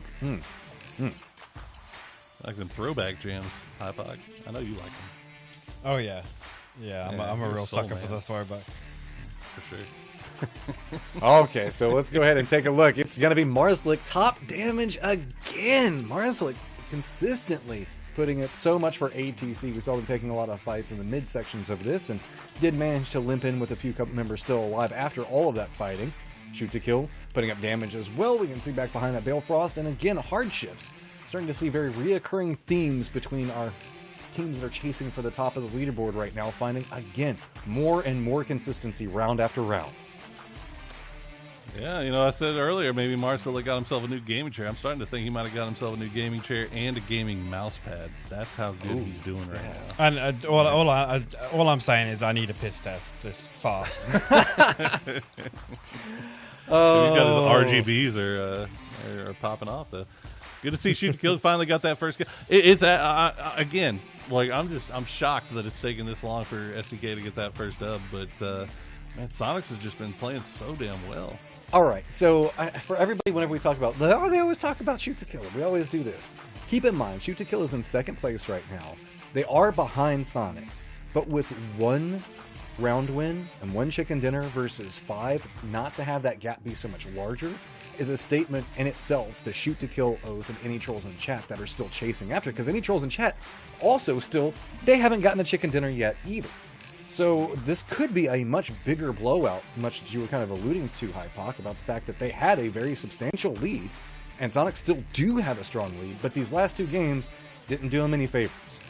Well, I mean, it's and I hate using this phrase, but it's that feast or famine playstyle, right? Mm-hmm. I think that's kind of what Sonics are doing now. I mean, it's fantastic. They're keeping Tiggleton, Shrimsy, and H-Win, I mean, absolutely deserved still in the top 5. Marcelek's still out in front, which is just... I know maths is your strong point, Matcham, but that's an anomaly right there. Balefrost obviously picking up the 5th spot here, but I mean, if they can continue what they're doing, I do think they're on a better trajectory than SDK. Obviously, yeah. For me, I would be a little bit worried just because of the start SDK had. That's not to say they haven't performed well, and I think it's great that after the game 1 yesterday, they ended up winning the last game today because that kind of rounds off the weekend. Tickleton may not be top in kills, but he's still holding on damage. Marslick still on the hunt after him. I mean, it's still a gap for Tickleton, but then there's about another 1,000 points back behind Shoot to Kill's Luke 12. Then it gets much closer between Snakers and Shrimsy back over here, but feels like we're starting to have a little bit of a 2-horse race for damage and kills, specifically. And one of the things that should be pointed out is how many kills Sonics is picking up in Universal whenever we look at the fact that they've got 3 members on there. Tig's still in the chase, trying to go after the number 1 kill spot, chasing after Marslick, is a statement in and of itself. That is a ton of points Sonics is using to really further this gap that they've got. Yes, I'm sorry. I'm looking at our numbers from today, and I'm just man. There's some stuff that's really stuck out to me, man. And I know we're talking about Marcelic and the fantastic job that those boys are doing for ATC, and just finally just making it to the late game every single time so consistently. You got to give it up for them. But man, Radiance, dude, they need to figure out what's going on Miramar, because they have 90 points They're sitting in 7th place. They only have 16 points on Miramar. And, we touched on it a little bit, Hypoc, going into today. This the 4 games, 1 map a day, I really think it's having a detrimental impact on a lot of these teams. I mean, the worrying thing is, we look at the group stages for Radiance. It's 7.64 average on Miramar. Like, what has fundamentally changed? Like, again, that situation earlier, I was talking about that circle with Radiance and how we usually see them execute this game plan. And circle 3, they just made a fundamentally whether or not that's based off some information or scouting they've done, but that's the circle we always see them take control of, and they ended up just getting absolutely mopped. It's so weird to see, and after yesterday, seeing the way Radiance are playing, I thought fantastic. We're going to see them come out on Miramar and work magic again, but it wasn't there. Well, that kind of does lead to an interesting point. Like, Poro, you alluded to the fact that it is the fact that we're playing 4 games of Miramar per day and then 4 games of Erangel. Do you think that that's just pointing out weaknesses on teams and specific maps? So that's kind of leading to its own problem? Like, I don't think having a day where you're walking away with such a little point total makes it very hard to go, well, we'll do better on Erangel, guys. I really don't think that's it. I think that these teams got very used to and accustomed to having that, map switch reset. And that was a big part of the psychology of these teams going into these games is that you have that, if things start off poorly, at least we have a defined cut line in the middle that we could say, okay, this is where we can maybe do a little mental reset. We could, start this new map from 0. And, there's so many times we saw during the regular season a team that would, it got to be a huge thing where a team that would do poorly on one map would turn things around and salvage the day by turning around and doing well on the other map. And it's just not there. And I feel like some of these teams maybe need to figure something out for, like, the halfway point, like between games 2 and 3 or something. Well, that's what I was about to say is that we used to have a little bit longer of a break. I know, chat. You guys are sitting there right now like, oh my God, we used to have longer breaks. Yes, there used to be a little bit of a break as we did the map switch. We don't have that anymore. And do you think that, I know that a lot of these teams use that as a rebound point to go, okay, we're switching maps. This is what we're doing. We have that. So while it might not be maps going through Hypoc, do you think that maybe not having that little bit longer of discussion time might be a factor? I actually think the little pause in between the map switch is beneficial. When we're running through 4 like this, personally, if it was me, I'd rather just hammer them out. And you look at the day as a whole, you can review your Angle game, you can review Miramar game, but it's just strange to me that, like I said, there just seems to be a fundamental difference between. And Oath is another. I'm looking at it now. Oath is another one that stands out. PCS2 group stage is 11 points per game average, like head and shoulders above everybody in terms of average points per game, and we're just not seeing them carry that through now in the finals. Okay, guys, we've been running through everything, but we've got to give you a couple more little reminders before we start going through everything. Start off with, don't forget the fact that there is a lot that's going on. We want to make sure that we remind you guys about the schedule that's going to be coming forward, because while we are done for this week, we still have next week that we're going to be back for, and there's lots of other action that we want to make sure that you tune into. Remember, you can watch every single one of these regions and get your esports points for it. So while, yes, we are done today for the week, we still have APAC and EU that are going to be coming in tomorrow. Make sure that you tune in for that, and on Sunday as well. Then note the fact that next week is different, everybody. Asia and North America are on separate days. So that means Tuesday and Wednesday, make sure you tune in. If you see the channel pop up, the notifications showing the fact that, hey, PUBG's going on right now, don't forget that Asia is playing on different days than they normally do. Then it's just going to be North America all day for us coming up in the last 2 days of the Grand Finals. Then we go back to APAC and EU to finish out everything for PCS number 2. So we still got a solid week of action with really only 1 day off moving through the rest of this. Naturally, if you're going to be watching some PUBG, not a bad idea to be playing some PUBG as well. We do have Season 8 that has just kicked off with everything. So please remember as you're doing everything, guys, we do have Season 8 that has kicked off. Hashtag Live to Survive. You do something awesome, make sure you use that hashtag. If you just want to talk about what's going on PCS number 2, feel free to also jump in on that and say, hey, I can't believe this play that happened over here. If you see something funny, feel free to point it out. It's always great to go back and try to find out very interesting plays that have moved out through everything. So, that's going to do it for the day, guys. On behalf of Poro, Hypoc, Clover, Godspeed, Toffees, and Cam, who weren't here today, we want to say thank you so much for tuning in. To all of the players, please make sure you guys give them a ton of support. They are the whole reason we're here. We love you guys so much. Hope to see you guys next week, and make sure to tune in again tomorrow.